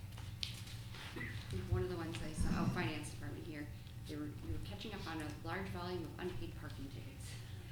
Right? At least then, I don't know. Well, we're trying. Yeah, okay. And, we'll be, I've got a staff member working on it, Mhm. and then we still need to figure out what we can legally, how far back. we can Right, go. okay, that's what I written down, how far you can go back to capture that, so.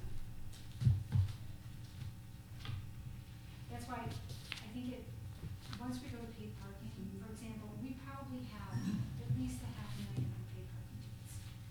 So, I don't remember $1 million.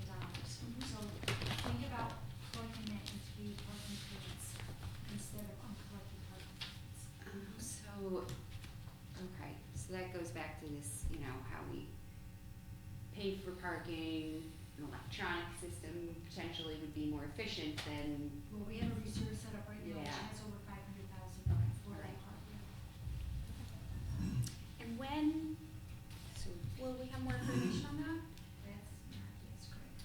I think we had talked about that being in September, if the date is in the list of budget meetings, I believe. Okay.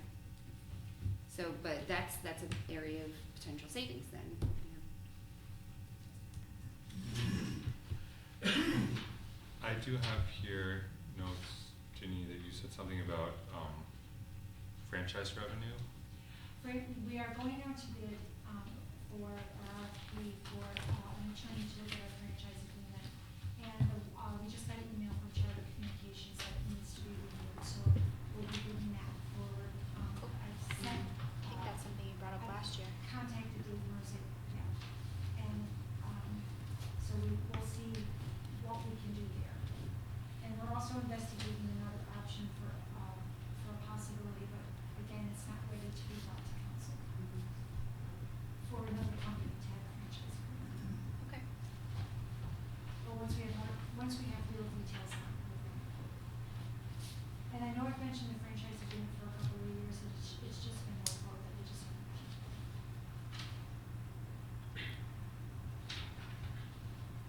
And then there was something about, was there some revenue expected for switching to quarterly water bills?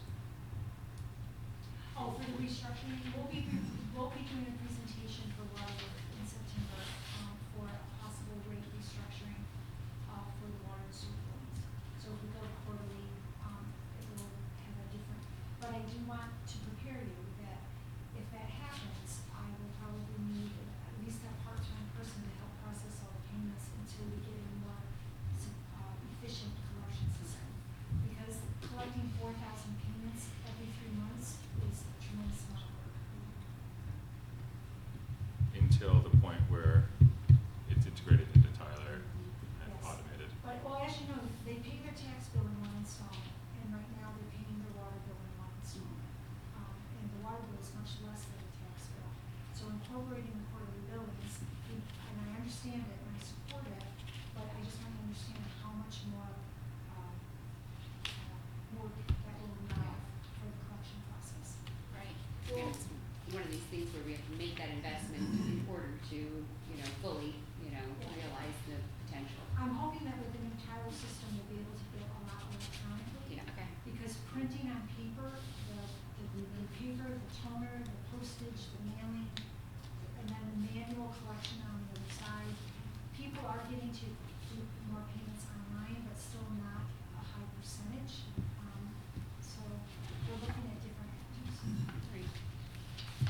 Okay, so that was our first presentation, just to keep things moving along, let's look at the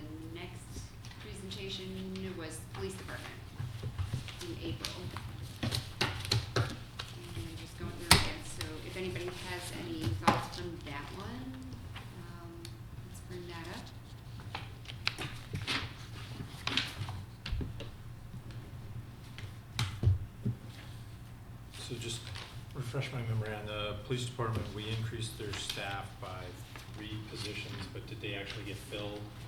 Right now, I believe they're down by 9. Right, but are 3 in the academy or Three are- 6 in the yes, academy? 3 are in the academy. 3 are in the academy. And 3, are they, the last 3, they're out of the academy and are they done with their ride-along time? Are they certified yet? That I don't know. We're not done with the academy yet. They're not done with the I academy? think FTO starts in October, I think they said. Yeah, they won't Family be- member just left it, sorry, that's. They won't be on or per se fully trained and capable until the end of the year. To the end of the year? Right, so then, just help me with the timeline on that. So by making the decision last year, we're 12 to how many months before we actually have a human being that we can say? So when we hire and they go to the academy, it's in February, March, start March, and you finish by the end of the year. So, But then they have training time after that though, right? Don't they? no, that includes the training. That includes the training But around the time. end of the year, they should. Okay. And we were working on, I was working with John on the 26 payroll budget just yesterday, and, right now, the police department actually has 5 unfilled positions. 4, they're down 9 because of the 3 of the academy, and I think 1 with Lakeville Medical Leave. So, but there's actually 5 vacancies right now. And the chief, I was talking to the chief earlier in the week, he said that 17 took the exam. When he said, I want to say Yep. a handful of years ago, it used to be 80 that took the exam. Okay, so there's much different, change. I'm just looking, like I noted some things about the background checks that were said, but I don't know that I have any budgetary recommendations here yet. Does anybody have anything from that presentation?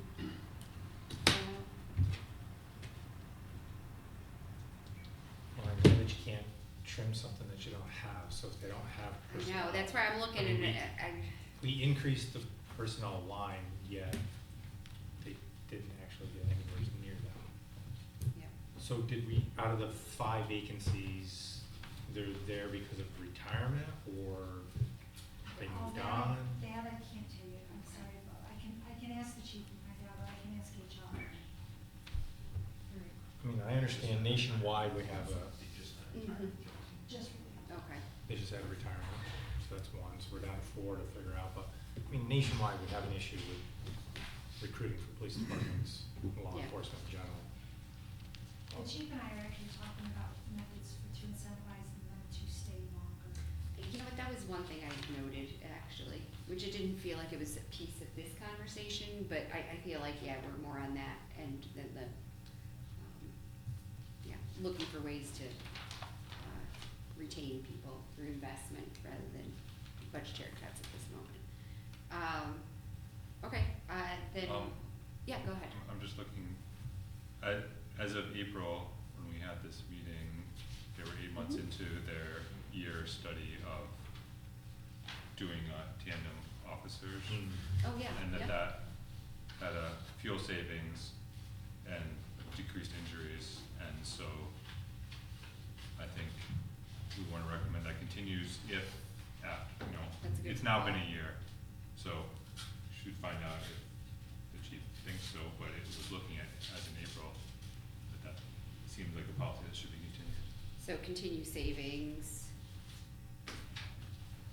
Well, I think you're just trying to stay on the policy level though, right? We're not going down into operations, we're just at the Yeah. policy level, right? Yeah, this Yeah. is not a budgetary Right. No, recommendation per but- se, but just, Right. we're recognizing that that has provided some savings that you would Right. like to see continue. Is that what you're saying? Yeah, Okay.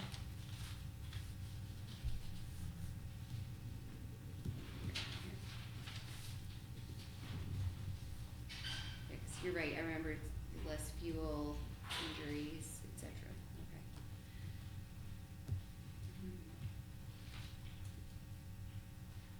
and this is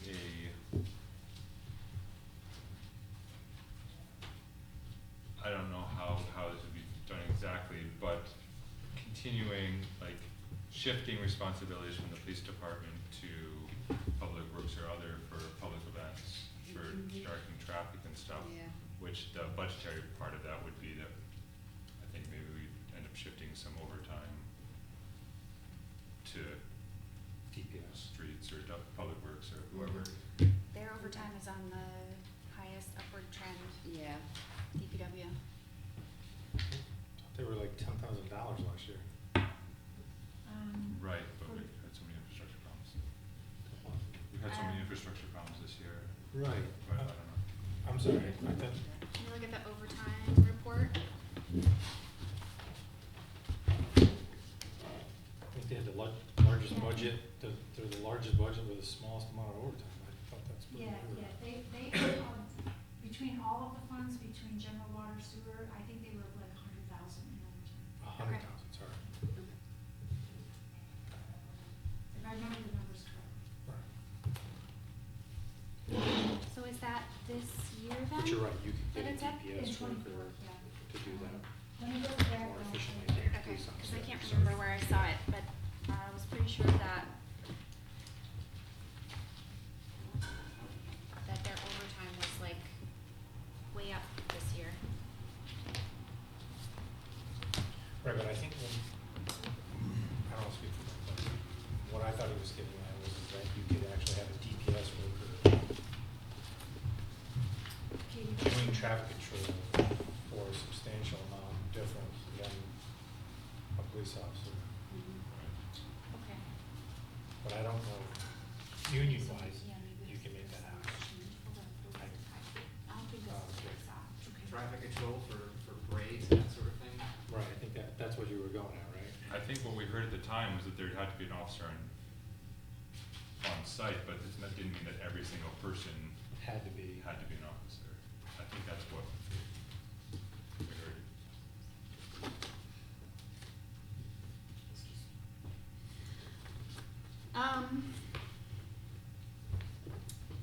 How does the 4-day work factor into that?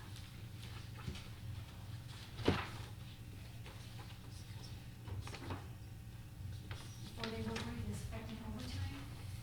No, for Special events. special events. Oh. Yeah, I'm looking back. It's okay, so maybe,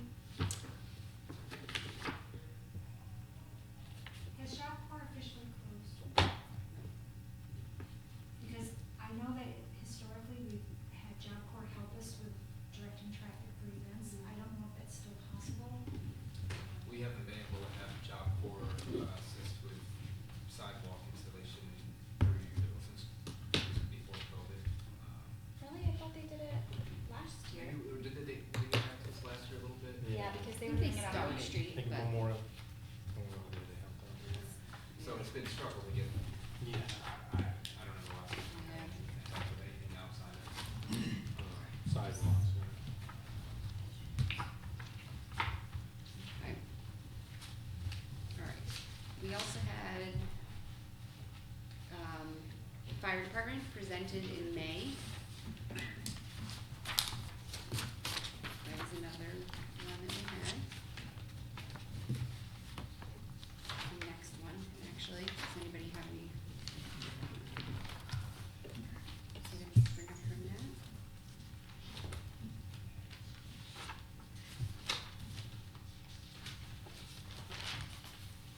I would make a recommendation that we take a look at the callback situation and see if we can offer something a little bit more enticing. I think current structure, I think Brian would have been, I think he presented, correct me if I'm wrong, Brian, that we would have been closer to his overtime budget that he had projected to us if we had stayed with the current, or the previous overtime structure. I don't know what it'll take to get there, but if the chief has any ideas, and if he does, then that's something that hopefully he can talk with Greg and Ginny about. I just, looking to the future, I don't see how Yeah, it's gonna get better, yeah. so.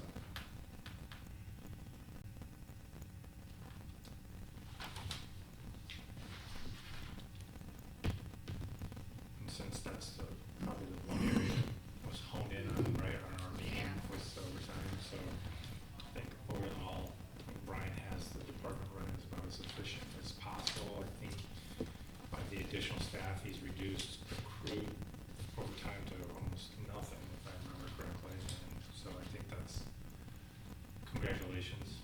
That was something that hadn't happened before that, so thank you. But I think we still need to, as Jenny has brought up several times, take another look at the overtime, because it's a substantial, and it's not a fixed amount, right? So if it was a fixed amount, we would be okay, because we could budget for it, but it's not, it's kind of erratic, so. Well, I mean, we've had several conversations in different forums about ways to reduce overtime, so that has to be part of our recommendations, I mean, without necessarily putting a solution in the recommendation. The recommendation is, Absolutely. yeah. Yeah, because that's something that's been worked on, I Right. know, it's not, you know, didn't start here, it's not gonna end Right. here, you know? Um, I also see my notes, Brian, if I recall quickly, we talked about in the revenue part of the conversation is looking at changes to fees for, like, for the colleges, for events and so on. That, I believe you said, or in our meeting, someone said that we haven't raised those fees, say up at Hardwick or whatnot, for some time. So our service request form, we haven't changed, we vote on it every year, Mhm. but we haven't changed that in a while, and that's, I mean, it's gonna be minuscule for next year's numbers, but we need to adjust it a little bit for the contractual changes that just recently took place. Is my opinion. So this is, I'm sorry, the service agreement with So we have a service Yeah. request form, so if we do like a football standby. oh, for that, okay, gotcha. That's, it's in the fee schedule, so. Yes. it's Right. Okay, thank you. And through that exercise that we did for the renting of the pavilion, we found that Yeah. we're trying to get to, we're at 20%, we're trying to move that up, say 5% annually.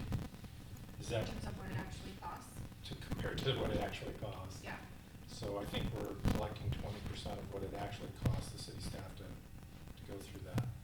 Is that something that we wanna say in this aspect for the fire department or even police department, is that we charge at least 20% of what it would actually cost us to provide the service, so that at least that's fixed and we can start adjusting that. I mean, I was not part of that conversation that you referenced, but I think that makes sense, as a starting point, but, and that it be increased each year by a percent that the council can Yeah, I think we had talked with regards to the fee on the pavilion, and any of those associated costs would be like 5% each year.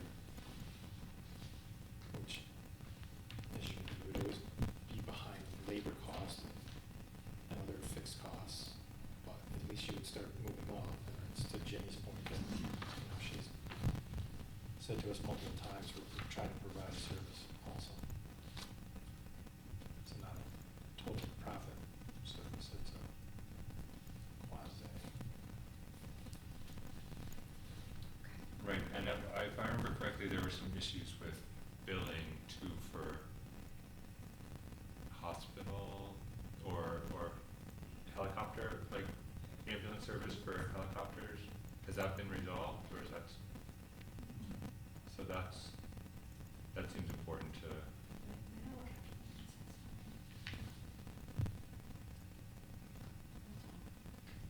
okay.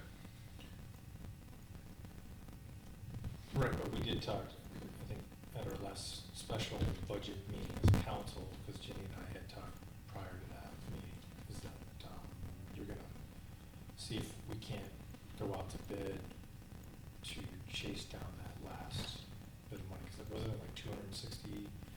Well, you're thinking of the 166,000 that gets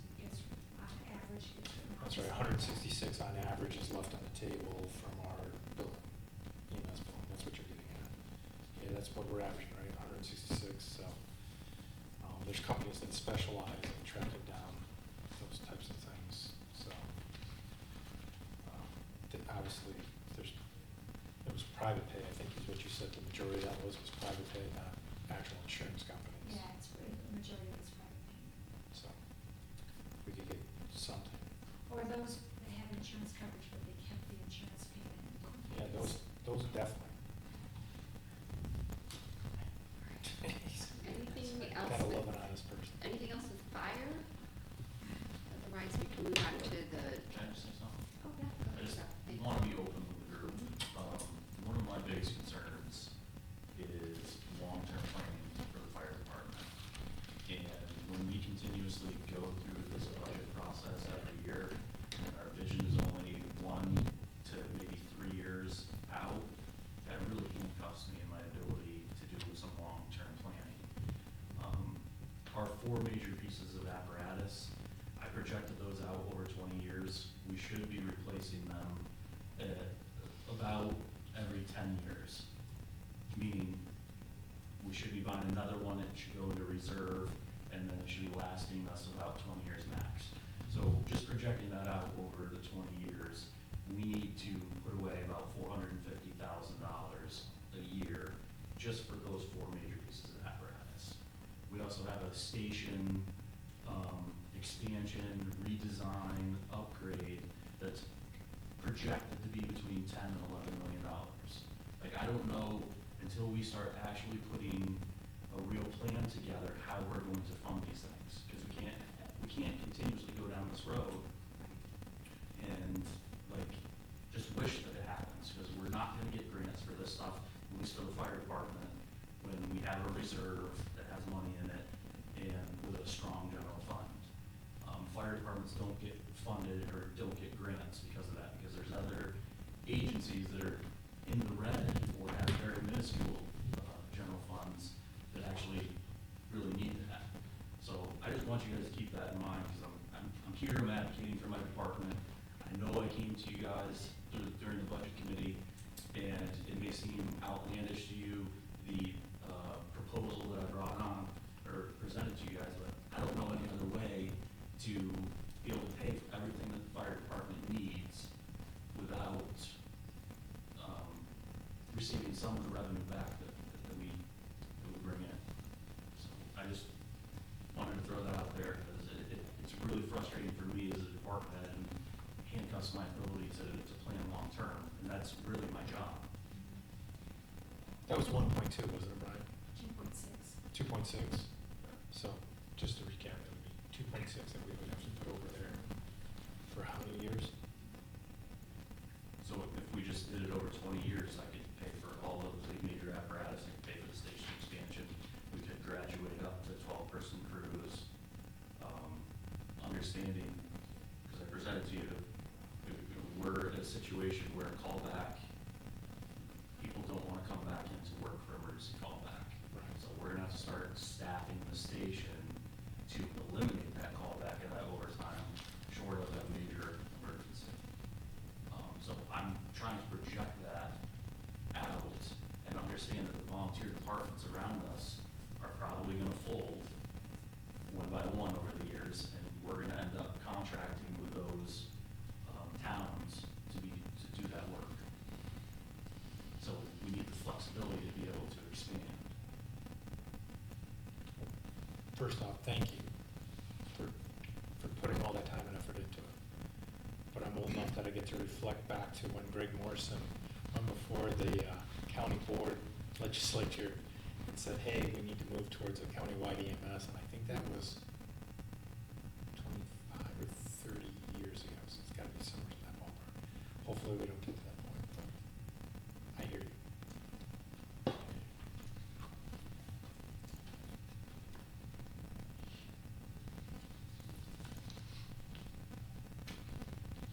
Any other thoughts then? So your suggestion would be to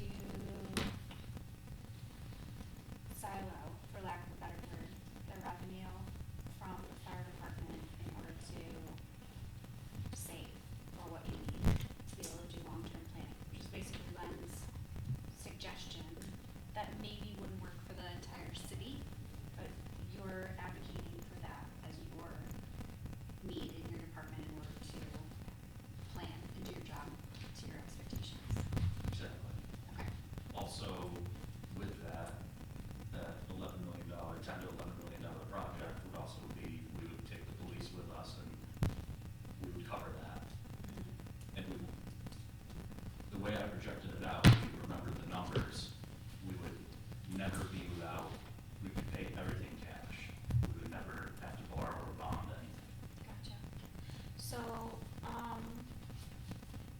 how feasible would that be, Ginny, if we combine with the public safety reserve, right, which is fire and police, in order to silo the revenue? And would the effect be as intended, knowing that the overtime costs in those departments are very, very high? I have not done a cost analysis of bringing a cruise from 7-man cruise to 12-man. Sure, I just mean, And which would also include the retiree health insurance. So I haven't done that. yeah, But taking 2.6 million out of the general fund and reserving it means you have to make up the 2.6 million somewhere else. absolutely. So, Yeah. But in terms of operating as a public safety fund, right, where all of the public safety expenditures and all of the revenues are self-sufficient. well, the, I know that that's hard because of the retirees, yeah, but, well, there's, as I've explained to the chief before, if the fire department were to stand on its own, and the police department were to stand on its own, their budgets would probably be double than what they are currently, because they would have to pay for the building and all of the hardware, all of the insurance, and all of the retirees' expenses, and all of the things that we charge for the public safety building itself. That would all have to be added together. And, so for it to be self-sufficient, you would still need a tax levy. Because no matter how much revenue that they would generate from the ambulance or the fire contracts, it would not cover the cost of even just the fire department. So right now, the 3410 code is for the active firefighters that we have and what the chief needs to run the actual department. But there's a lot of other costs that go into the fire departments itself. okay, So, all of the hardware that he has, all of his vehicles, his fleet, all of his equipment, as I said, all of the different insurances, that we don't allocate towards the fire department, but we put it into an insurance code itself.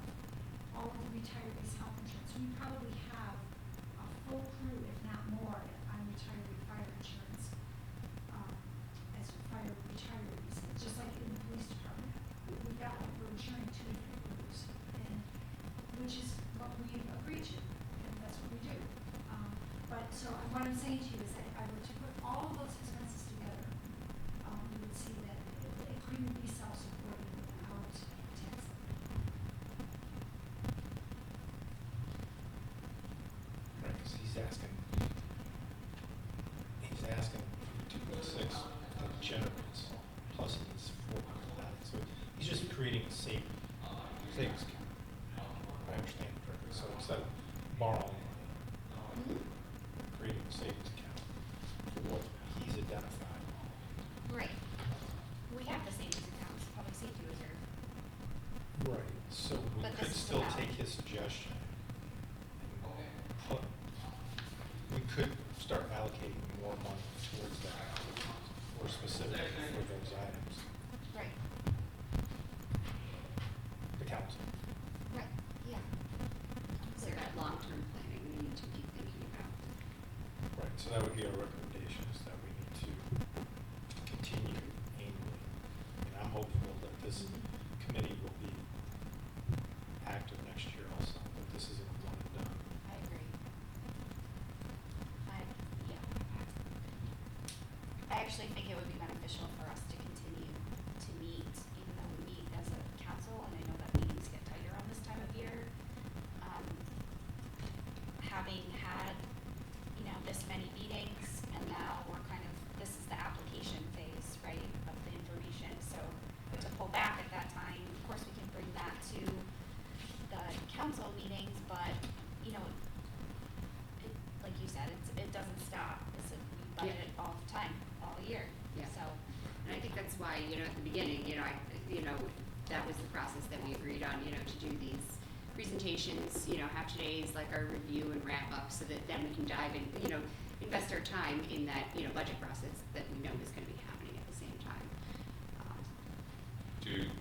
Is it beneficial for us as a committee to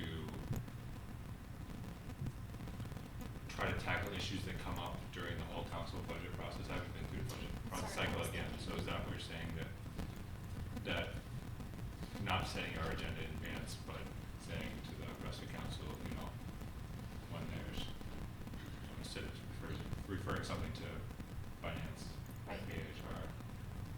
Yes. From my experience, we're not, at the budget level, for common council, we don't get this far down in the weeds.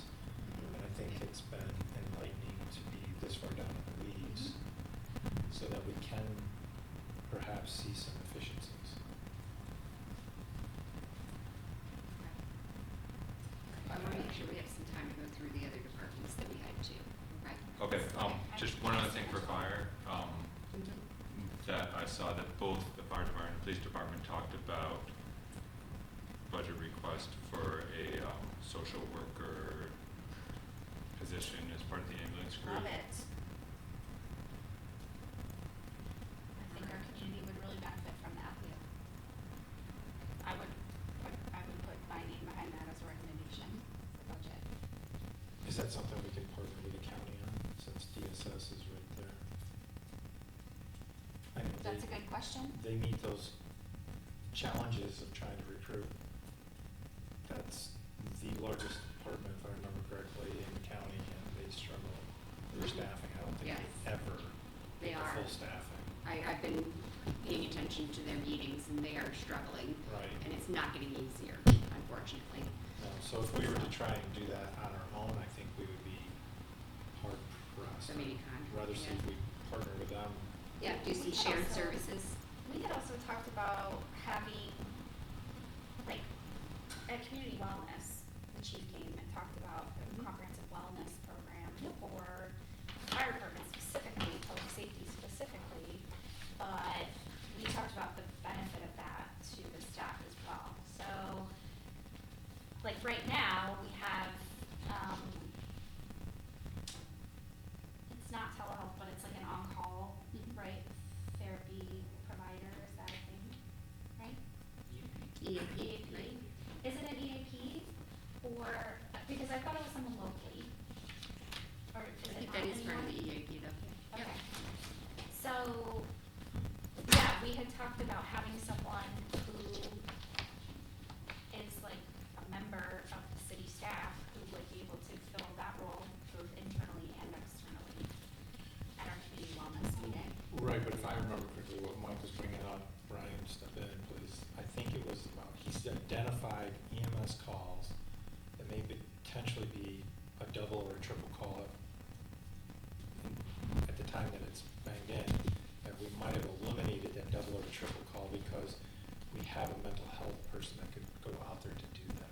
Right, yeah, I'm just saying that that person, if it was someone, if we weren't able to accomplish it through shared services, if it was someone who was a full-time city staff member, that they could also serve city staff internally Oh, in I see what addition you're to getting those at. external In addition calls. to. And then we could potentially eliminate the EAP.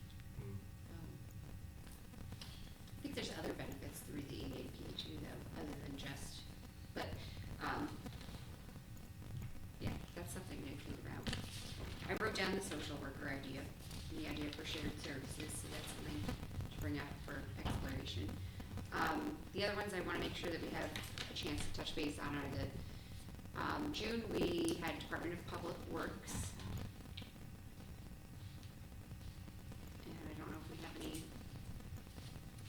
ideas Had a lot of from stuff. that. There was, there were some things here about, hold on, I'm trying to understand what it's here.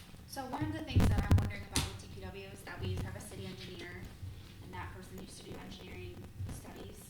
I don't know how much we've spent on professional engineering opinions over the last year or 2 years since we've not had an engineer, to do those studies, but I would be interested in that. I don't know if What, that's. to what our Chris said benefit. was that they were spending 3 times as much on consultants as we really? would on staff. I think so too. Yeah. Okay, so that might be something to, thank you for pulling out that number. 'Cause I'm also looking at, Craig, is that a possibility? If we hired a full-time engineer, I mean, you were our full-time engineer, right? You were stamped. Yeah, I still am, I still stand. Right, I don't know. You're gonna get rid of that, but, Well, saves city a lot of money. yeah, but you don't have time. That's what I'm getting at. So if we had a full-time stamped engineer, would they be able to handle that? Depending on what it is, what their expertise is in. You know, there were plenty of things that I was not stamping and doing in-house. We don't have the capacity, it's not just about having the person with the license, but how much capacity is that person or one other engineering, whoever engineering staff. So it really depends on, you know, are they a structural engineer, are they a traffic engineering company? We still hire traffic, you know, if we have done bigger studies, like an intersection study, or, you know, we did Maple and Center Street intersection, we hired out. Doing the wastewater plant upgrade, that's something we're gonna hire out still, you know, the transit up. Any bigger project, we're not gonna be able to have capacity in-house unless you build a team large enough to be able to handle those kinds of projects. If you wanna increase the staffing and add a professional engineer, that would certainly give us the ability to do more in-house, yes. Right. Everything, no. If they're not doing everything, then have you guys identified one area that you could save substantial amount of money going after? I mean, right now, off the top of my head, I was thinking of Lawn Avenue, where we're kind of doing a public-private. That was all done in-house engineering. That's like one of the projects that I would stand to go to the Department of Health. I'm not doing the AutoCAD drafting, design, I'm reviewing and improving, but that's being done by our in-house staff. So any project that's like a street, typically any street reconstruction, utility work, that kind of stuff is done in-house. Smaller projects at the wastewater plant, water plant, would be done in-house, but a big wastewater plant or water plant upgrade, like the fire plant would do those, or whatever the firm may be. So it really depends, you know, we have, the city engineer before was the Department of Public Works, where we changed the title and the function a little bit, shifted the structure around, but the vast majority of my job before was managerial. I did as much engineering as we could to staff things in-house, but if we had the engineer on top of the public works director and had that person focus just on engineering projects, that would, you know, significantly increase the capacity to do some of that stuff in-house. So, Elaine, if you don't mind me asking, so on page 15 of the 2025 tab, Yeah. Greg, if you're looking at those capital projects, would we save money? And would it be, I guess, a better way, would it be beneficial to the city taxpayers to have our own engineer, given these are our capital projects moving forward? Page 15, 20. Yeah, you're looking at the- 2025? The 7, 28, 25, is that what you're looking at? Greg, it's the list of capital projects. No?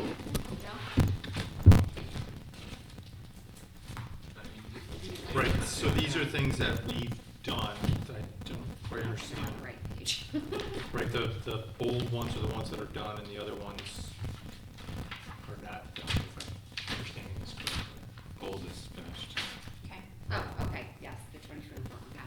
So, I mean, this is all previous or in progress stuff, so we don't, In the budget, right, our capital improvement plan?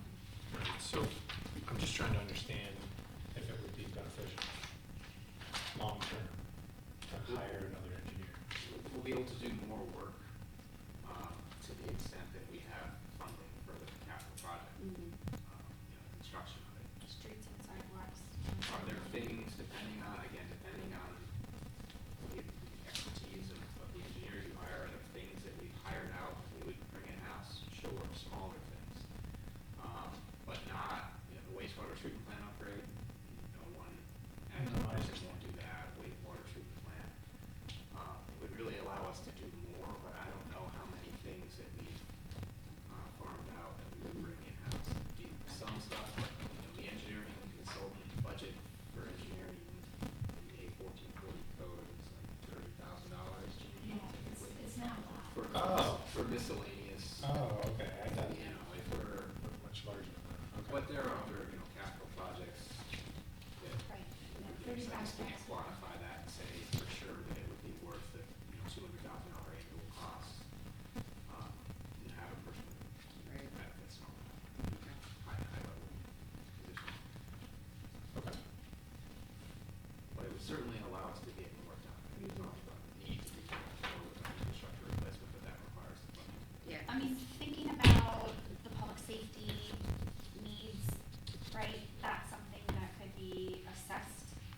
hire someone in-house, right, rather than paying for a study. A portion of it, so that is the engineer, you're hiring a structural engineer, they can do the structural engineering, they're not gonna do the mechanical, we'll hire someone for that electrical. You know, it depends on what their experience and expertise is in, the ability to do that without staff. And that's one Which advantage. at an when- engineering company, you have every discipline that That's one advantage when you hire a firm, because they have all those different areas in their employment. Right. So they'll have an electrical engineer, a mechanical, a structural. Put those pieces together So for us. that's, they work as a team. Okay. Okay, all right, yeah, cause I mean, I think For shared services. from DPW, a lot of what I got was addressing, you know, these, you know, like you said, big infrastructure things. Water, sanitary, sewer, I mean, equipment. Yep. one thing Chris spoke about that, you know, got me concerned, was, you know, about our failing infrastructure and that fact, you know, like the fire department, that we are not on any kind of Schedule with that. schedule. I have written, that he said, like for streets, for example, that we should be replacing 2 miles per year. And we're doing half of that. And, even less for water and sewer. Yep. So, I mean, I think a recommendation I would make, and you guys, unless you guys agree, is that similarly to, like it goes back to our earlier discussion, that we need to be budgeting long-term Yeah. for public works in a way that we're not. Yeah, so the ones that I had really noted here too, that the water mains all near the end of life, sanitary sewer, those are some of the big ones. And I like starred this, that he was talking about, how that deferred maintenance on some of these systems ends up costing us more in the long run. And that's So, one thing we'll be yeah. showing you in the Waterway presentation is our long-term plan to build up funds for the infrastructure. Oh, okay, great. We've been doing it slow and steady with the rate tables, but we have to continue, because so many things have not been addressed in the past. It's kind of catching up to us, you know, with all the water main breaks that we're having. Mhm. And just because the infrastructure is old. 100+ years. Yeah. Okay, so that sounds like one we can bring there. In the revenue part of our conversation, I've written that Chris made the recommendations about, again, about fees, including like turning water on and off fees is one I wrote down. And that the topic, which I know we've discussed elsewhere, about the question about yard waste and whether that's something that we need to start exploring. That I know is being measured still, right? Is that the brush and yard waste, is that still being studied? Yeah. Okay. We started collecting some data on that, and we're trying to, I think we need to collect more. You know, obviously, I think along the way, the message went out in Nixle, something we discussed with changing the pickup schedule for this fall, and something Yeah. we're gonna try. So that may be something that we don't have enough information for the 2026 budget. Maybe we just need to, do we need to put a pin in that for 2027? Right. Yeah, I mean, and we're still waiting to collect that information, and it's been ongoing, so I think that is, you know, something.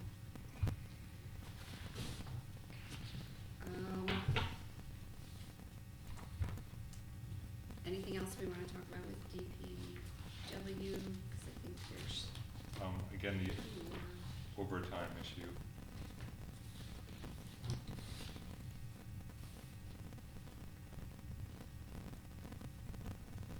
I'll just jump here on the overtime issue. Chris has already made changes as far as the overtime for the pools, which is working out very nicely. And, but again, their overtime is about 120,000 a year citywide for all of the different departments. And the overtime only occurs in DPW when there's emergencies and or extra events.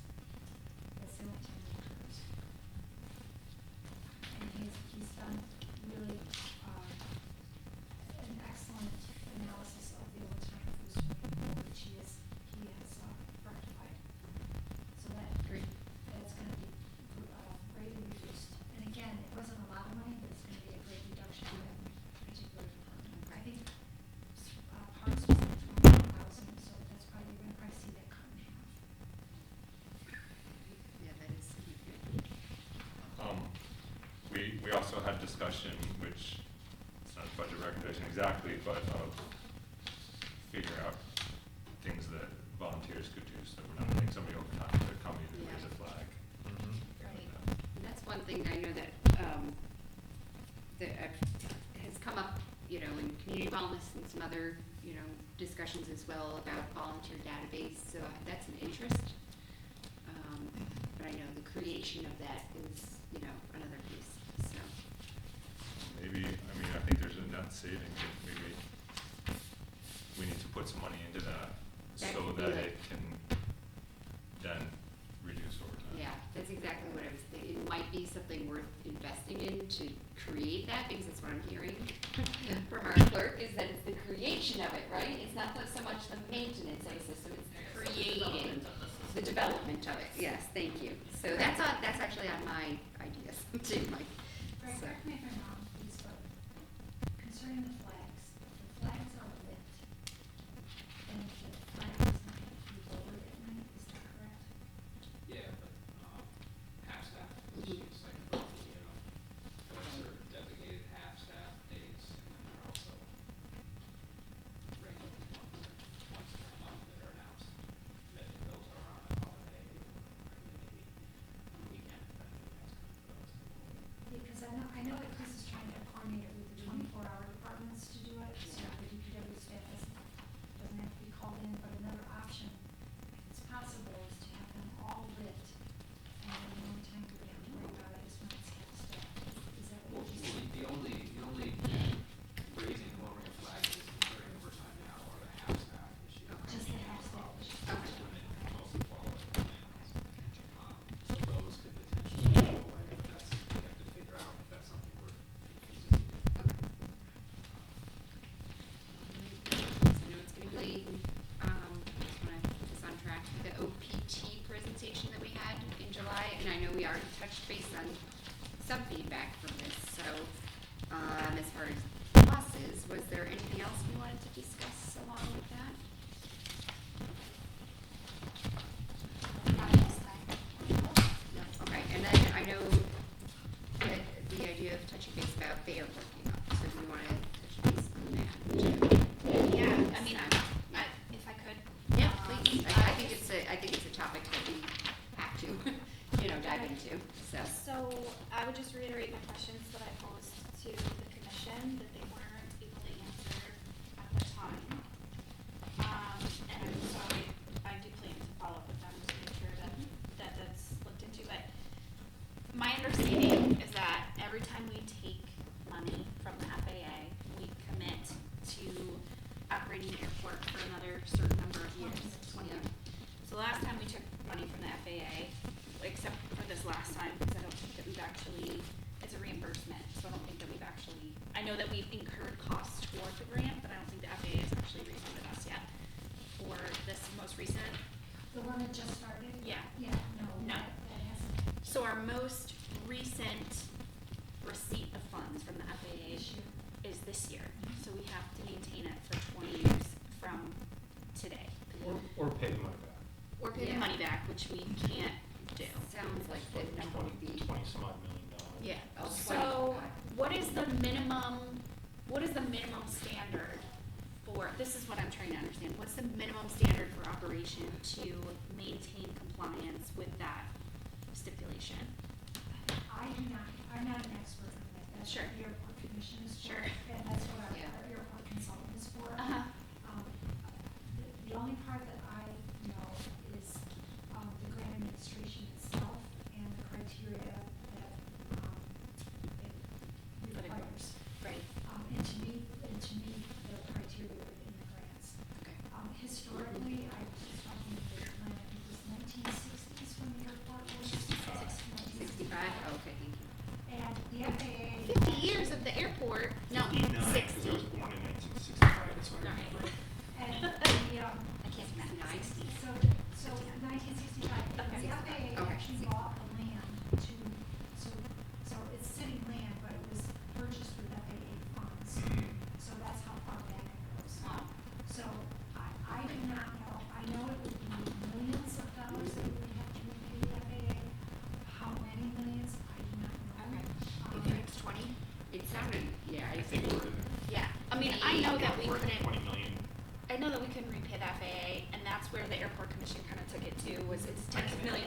and I was like, that's not what I'm saying. What I wanna know is, the airport has, like I said then, as long as I've been looking at the airport budget, it has not been self-sufficient, aside from grant funds. It costs more to run. Aside from taxes. I mean, Ginny gave us the numbers. It's 38,000 you pay in taxes. We would be cash positive minus that. Really? Correct. That's what Okay. she gave. Wait, I'm sorry, She say gave that all again. of us the numbers after we applied, or whatever. Anyways, 2 years ago, 3 years ago, 3 years ago, she did all of that. Yeah, I have stuff at home. Yeah, literally, that's, Wait, we're cash so positive we if are we didn't, cash we'd be cash positive if we didn't pay those $38,000 in taxes to Top Milford, Lawrence. Lawrence. Okay, gotcha. And you just Gotcha. can't I see. arbitrarily move that, right? Because that's big numbers, especially with town Lawrence. That's Those, the yeah. ones that get the most out of it, so that's a lot of money to them. Yeah. So- Yeah. To your point of what does it take? The current project is to only maintain the airport. So to answer your question, maintain the airport.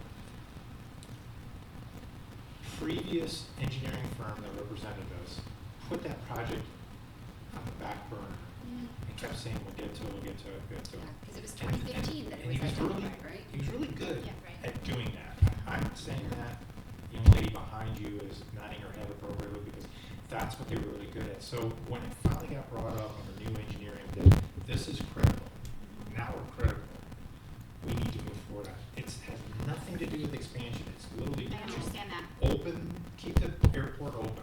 I understand that, but that's We have what I'm some trying to streets open. determine. The thing is, the airport feels like it's chasing its own tail, because we take FAA money, and then we owe, or we have to keep operating, but then in order to make the airport profitable, we have to do something, so we end up taking FAA money. And I'm just wondering, like, how many years we're going to do that before the airport is profitable. And so that was why I had initially supported this, because we were told, like, this will make the airport profitable, we'll have that fixed base operator, it will make sense, we'll have a lot of fuel sales, we'll have hangar rentals, et cetera, et cetera. Those are the things I know the airport needs in order to be profitable. Right. But it seems like we're continuing to take FAA money and we just aren't getting there, like the goalposts keep moving. So I don't know how long we're gonna do that before we say, you know what? Maybe Oneonta doesn't need an airport, and we do maintain the minimum standard, do what we need to do, and I understand that this is considered part of the minimum standard. And decide that this is not where we want to be investing, because if we were to sell that land, I mean, theoretically, we get rid of the cost of maintaining the airport, we would make money on the sale of the property. We wouldn't have to maintain it anymore, so it just seems like that's something that we don't consider because we kind of take that facility as a given, but I don't see it that way. Right, so if your only concern is taxpayers' money, we reduced the city taxpayers' money this year by entering into an agreement with an FBO. That FBO took our one and only employee, so all that number gets shifted to them. Then we've been able to bring on the county in partnering with us, so then the taxpayers' share for those projects that you're bringing up, that you're concerned about, they now are stepping in and partnering with us. Financially, it's On this project? not on this particular project, but moving forward, yes, they have agreed to a certain number, and our relationship isn't finalized, so I'm not allowed to give specifics, but they're there with us along the way. And then having private equity, which is where the FBO comes in, he's out there chasing private equity, so then the taxpayers of the city of Oneonta will no longer be burdened towards the grant money, because it's either 5% or 10%. So that will be taken away. That's What's less that? than $10,000, right? For this one? This project was $8,000. $8,000. It was the smallest one because it was only 2.5%. It was literally one of the smallest ones we've done. So creating a private-public relationship has been a big step forward. Yeah, Also, in the but if we airport didn't commissioners own it- meeting, I was surprised when he said that the June and July revenue on the fuel Yes, sale yeah. was the most we've done whatever All the contract was. previous Right. year, he So, did. to me, that's big, if we're selling that, because he brought forward a fuel truck, which we've never been able to do.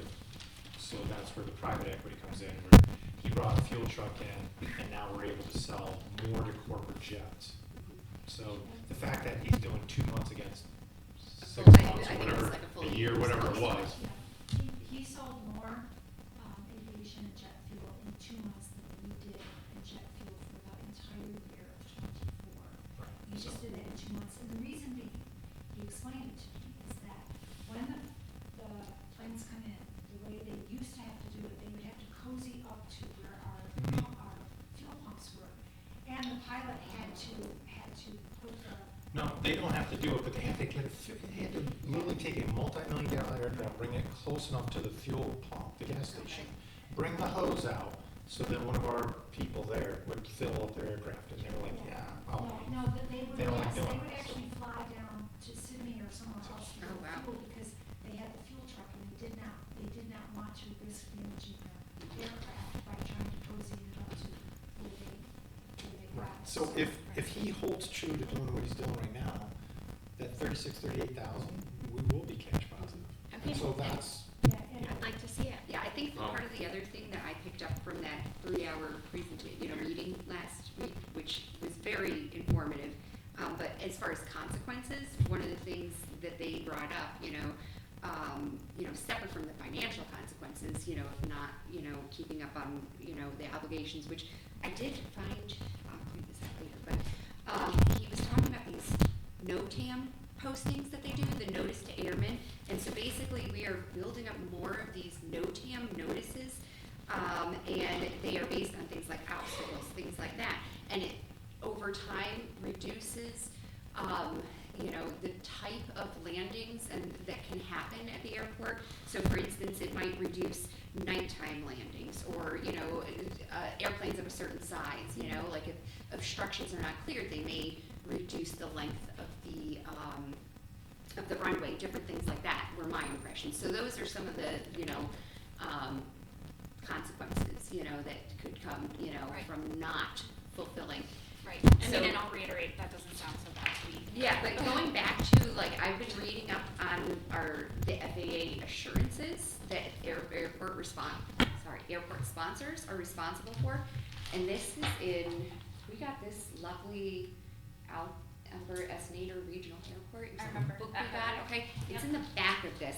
And, it's very specific about, the FAA is setting this process, but they have requirements that we then have to fulfill. Exactly my point. So, yeah, so that's where, we get into that, yes, in order to meet these requirements, we have to apply for those grants, and then we're continuing our whole cycle, so.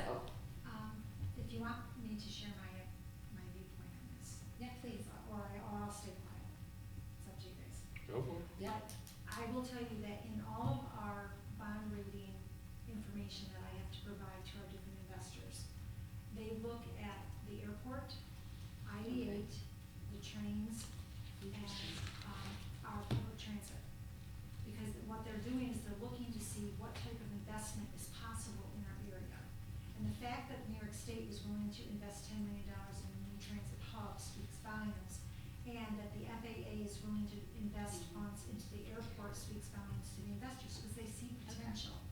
That helps our bond rating. Okay, that's helpful And- information. Yeah, and, so the opportunities that Oneonta has, because of where we are located and the different transportation systems that we have close at hand, really affects, how the investors look at if they're going to issue bonds for the city.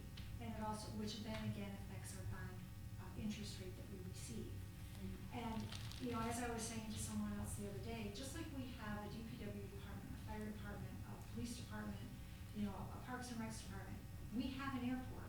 We've had it since 1965, and it's our responsibility to make sure that it's safe.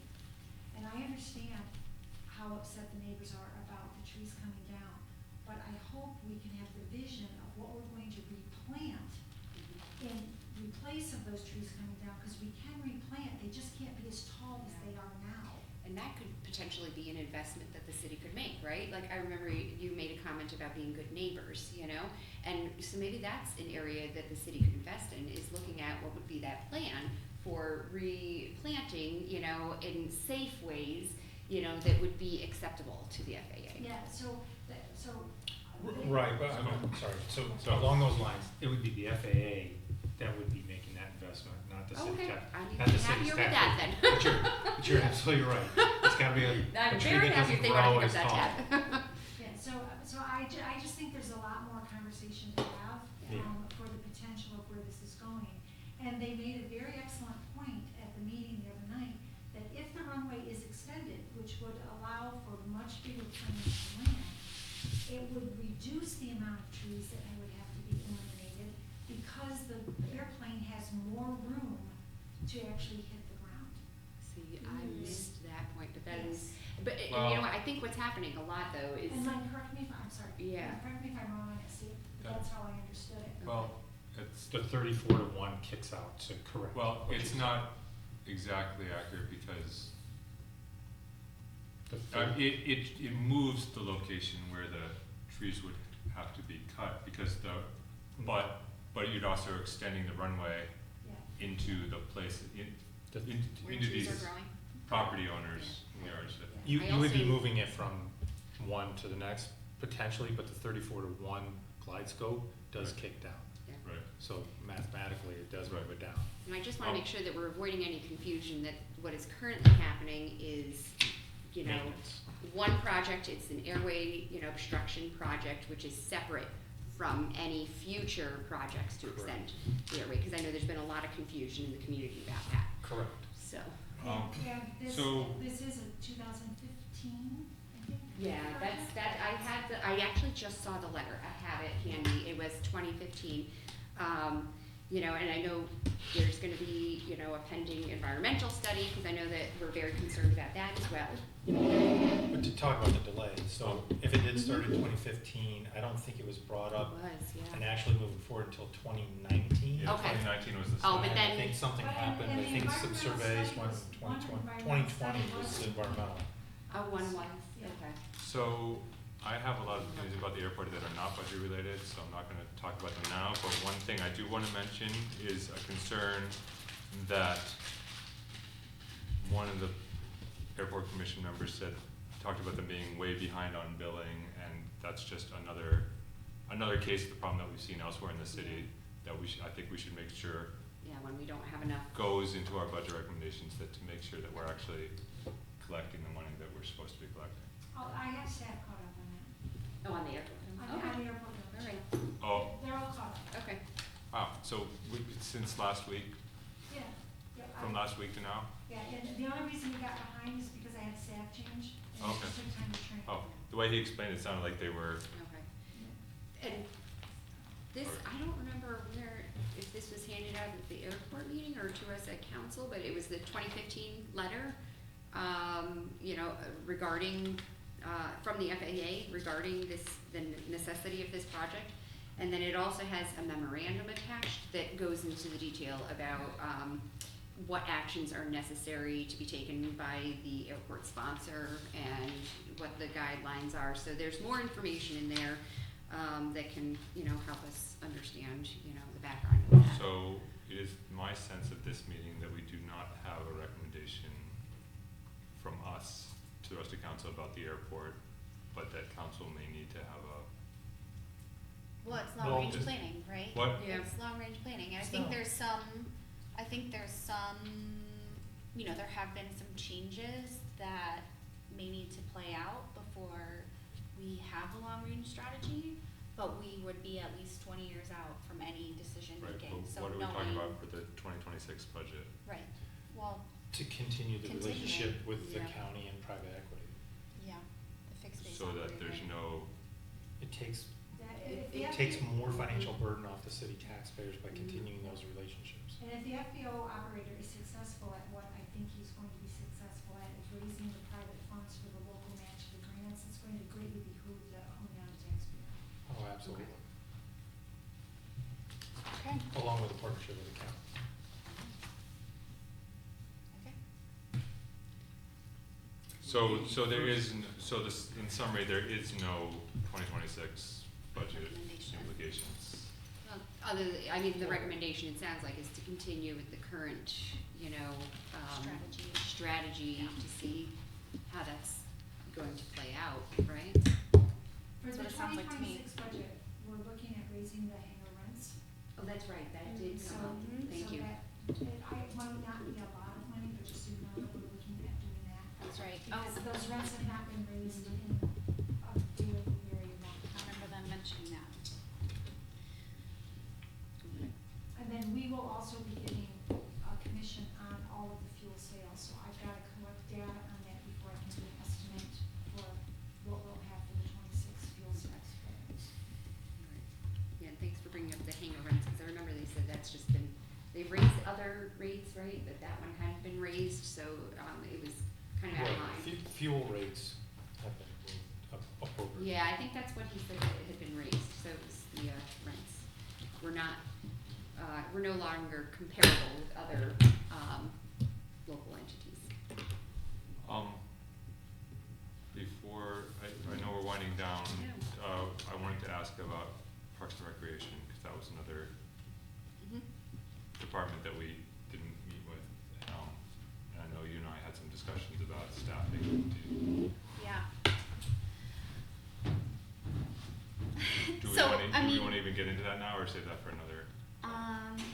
Well, I mean, just broadly, like, we had talked about the community's outdoor assets and the future of those, and they include parks, but they also include, like, now outdoor entertainment and recreation can kind of be separate from parks at times. And so we have talked about what suggestions on the best way to maintain all those assets. Now, they include trails and the Greenway, which has its own, you know, self-sustaining committee, but right now we have a part-time employee who's really a rec guy, which is what we had, you know, in New Lansing as well. And for a very long time, I've made the case that I think we need like a nature person, whether that's in Like a arborist or a landscaper or Facilities something. more than, Right, which, and we Right. do have, you know, Parks Department, but, we also know that DPW has a lot to maintain, and we're also talking about things that are, you know, now outside the city bounds with regard to, city outdoor assets, and so, and then also, I started to say, I've maintained for a long time that, like, having someone whose specialty is, you know, recreation, coordinating, like, you know, live music events and things is not entirely, congruous. So we had talked about, you know, potentially identifying a couple of different needs for the city's quality of life underneath the Parks and Recreation umbrella, and what that might look like, which might be multiple people. You know, I think as we continue to attempt to right-size the budget, that's a hard sell. We were like, we need a social worker, and we need an engineer, and we need a culture person or marketing person or whatever. But I think that's part of the exercise here, right? Is to take the things that we want for the city and figure out a way to integrate them into what we're able to afford. So that's like generally broadly the conversation that Mike and I had without getting too in depth. So, And is this like taking the concert series, you're thinking, like the kind of, pieces that we've done with that and putting that together with that, or? well, so like now we have the bandshell in the Yep. park, and then we also, which has a concert series, and then we Yep. also have the Galadoro stage. Mhm. There's also like opportunity for things like, you know, Binghamton has Porch Fest, which is like wildly And successful. I know we were talking about Water Street, right? You know, Yes, so things I like mean, that, yep. There's just, you know, this opportunity, I think, to have more of like a cultural Mhm. coordinator, Yeah. for those kind of things, if the city is gonna put those things on and not outsource them as we have in the past. Like we used to, you know, with Destination Joniana, we had a contract Yeah. and it was like a whole thing, and, you know, we don't do that, anymore, we're doing kind of the best we can, but this may be about being a little bit more strategic, but then the other thing was, like, trail maintenance of, like, we have New Island, which goes all the way out to Fort Park, and, you know, the Greenway, which is out toward Silas Lane, and, all the Wilbur Lake trails now, and so having someone who's kind of responsible for those, and even if it's coordinating volunteers to help maintain them when it's needed, but it just seems Somebody like, who's keeping an eye on those though. yeah, like we're adding assets, but we're not adding people responsible for those assets. And so that's where, possibly separating those things, like recognizing that, you know, having a recreation coordinator is critical because we have, you know, fall soccer and we have the events in the park and we have, you know, and so somebody's gotta be keeping an eye on that. But is it realistic to have that person doing all that stuff Mhm.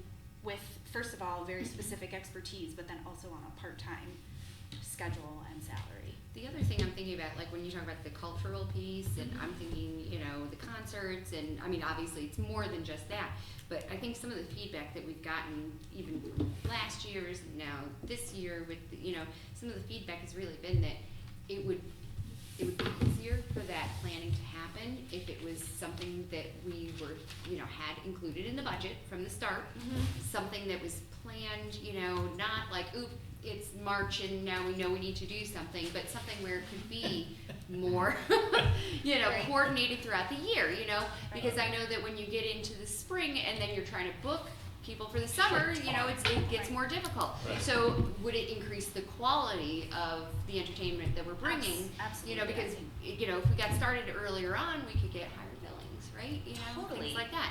I mean, the other Um, thing too is like, I hear from parents that, Yes. you know, at Halloween, when is trick or treating? I don't know when trick or treating is. Oh, that's a good point. When is the Yeah. parade? Why do they have the parade on this night when there's OMS, whatever, whatever? Like, having someone who is paying attention to those things and help facilitate that. And I know that, you know, we have some really interested and wildly capable people on our staff. Mhm. But I think too that like there's only so much a human can do Yeah. in a day. So And also Budgeting, we've, yeah. we've gotten by because we have excellent people in the community and Yeah. we've hired, you know, short-term contracts and so on. Yeah. You know, That's like, true.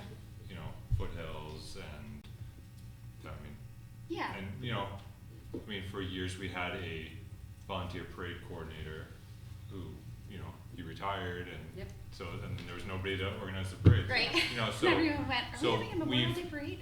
Yeah.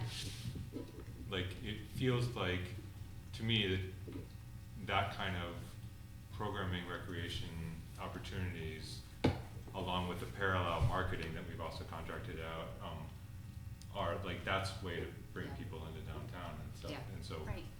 maybe we need to make a commitment to it. Yeah. push Well, toward and it. That's what I'm broadly thinking into is- our community, right? Like Mhm. those are the kinds of things that make people move to a place and enjoy living there. Yeah. So I think if we want to grow our community, you know, it's the kind of things that we're not probably not going to get straight dollar for dollar revenue from. Like maybe it will increase our sales tax, I don't know, but like generally I think that that would make Oneonta a nicer place to live and thereby like, you know, be better for the future of our community. And I think about the investments that we've made like the past couple of years with like Renaissance program last year, you know, what we approved this year. And I'm very thankful that we had those programmings, Mhm. but Those end up also really well. we're not yet building on any of those, Right. you know? Like we invested some money last year and that happened. We invested some money this year and it's happening, but we don't have any plan to build on and continue those programs in a way that's sustainable. Yeah, they're totally bootstrapped. You know, and part of it is because we pulled back that funding last year, you know, and that was a regret that I had during our budget process, but it's what happened. You know, we rectified it this year, but if we continue to pull it out and put it back in, it makes it really hard to plan for a continual program that somebody can pay attention to, Right. you One know? part of the reason why I wasn't in support of it initially is because there wasn't a plan. It was just funding. Yeah. And so if we were to identify like this is where it's going, these are the expectations that we have of the investment in that position, that would be something that Yeah. would feel like a good So use of I mean, what I put funds. down, and I know this is very kind of more general than some of the others, is that we need to consider budgeting for that continuing program, you know, and some of those other details about these ideas ideas that it Yeah. could involve. If it were more strategic, it But- would be something that I'd be Yeah, like, strategic, more I'm gonna likely write that down to. too, strategic, because that's really what I'm talking about, like something that, you know, that people can count on, Mhm. you know, that they know is gonna be there. Yeah. But then too, like, I don't wanna gloss over the outdoor recreation, Yep. piece of this, and not just the, like, scheduling fall soccer on field 6, like, also the, like, park and trail, like, maintenance, and even just developing, like, nature education in the parks, or I think arts so, in the because- parks, or things like that, like, having somebody who is not just, and to his credit, like, and Lou's before that, I think that that's what the expectation is that they will sort of maintain everything that's going on in the park, you know, but having somebody who's really kind of visionary about the potential of our outdoor recreation, would really be an asset to our community as well.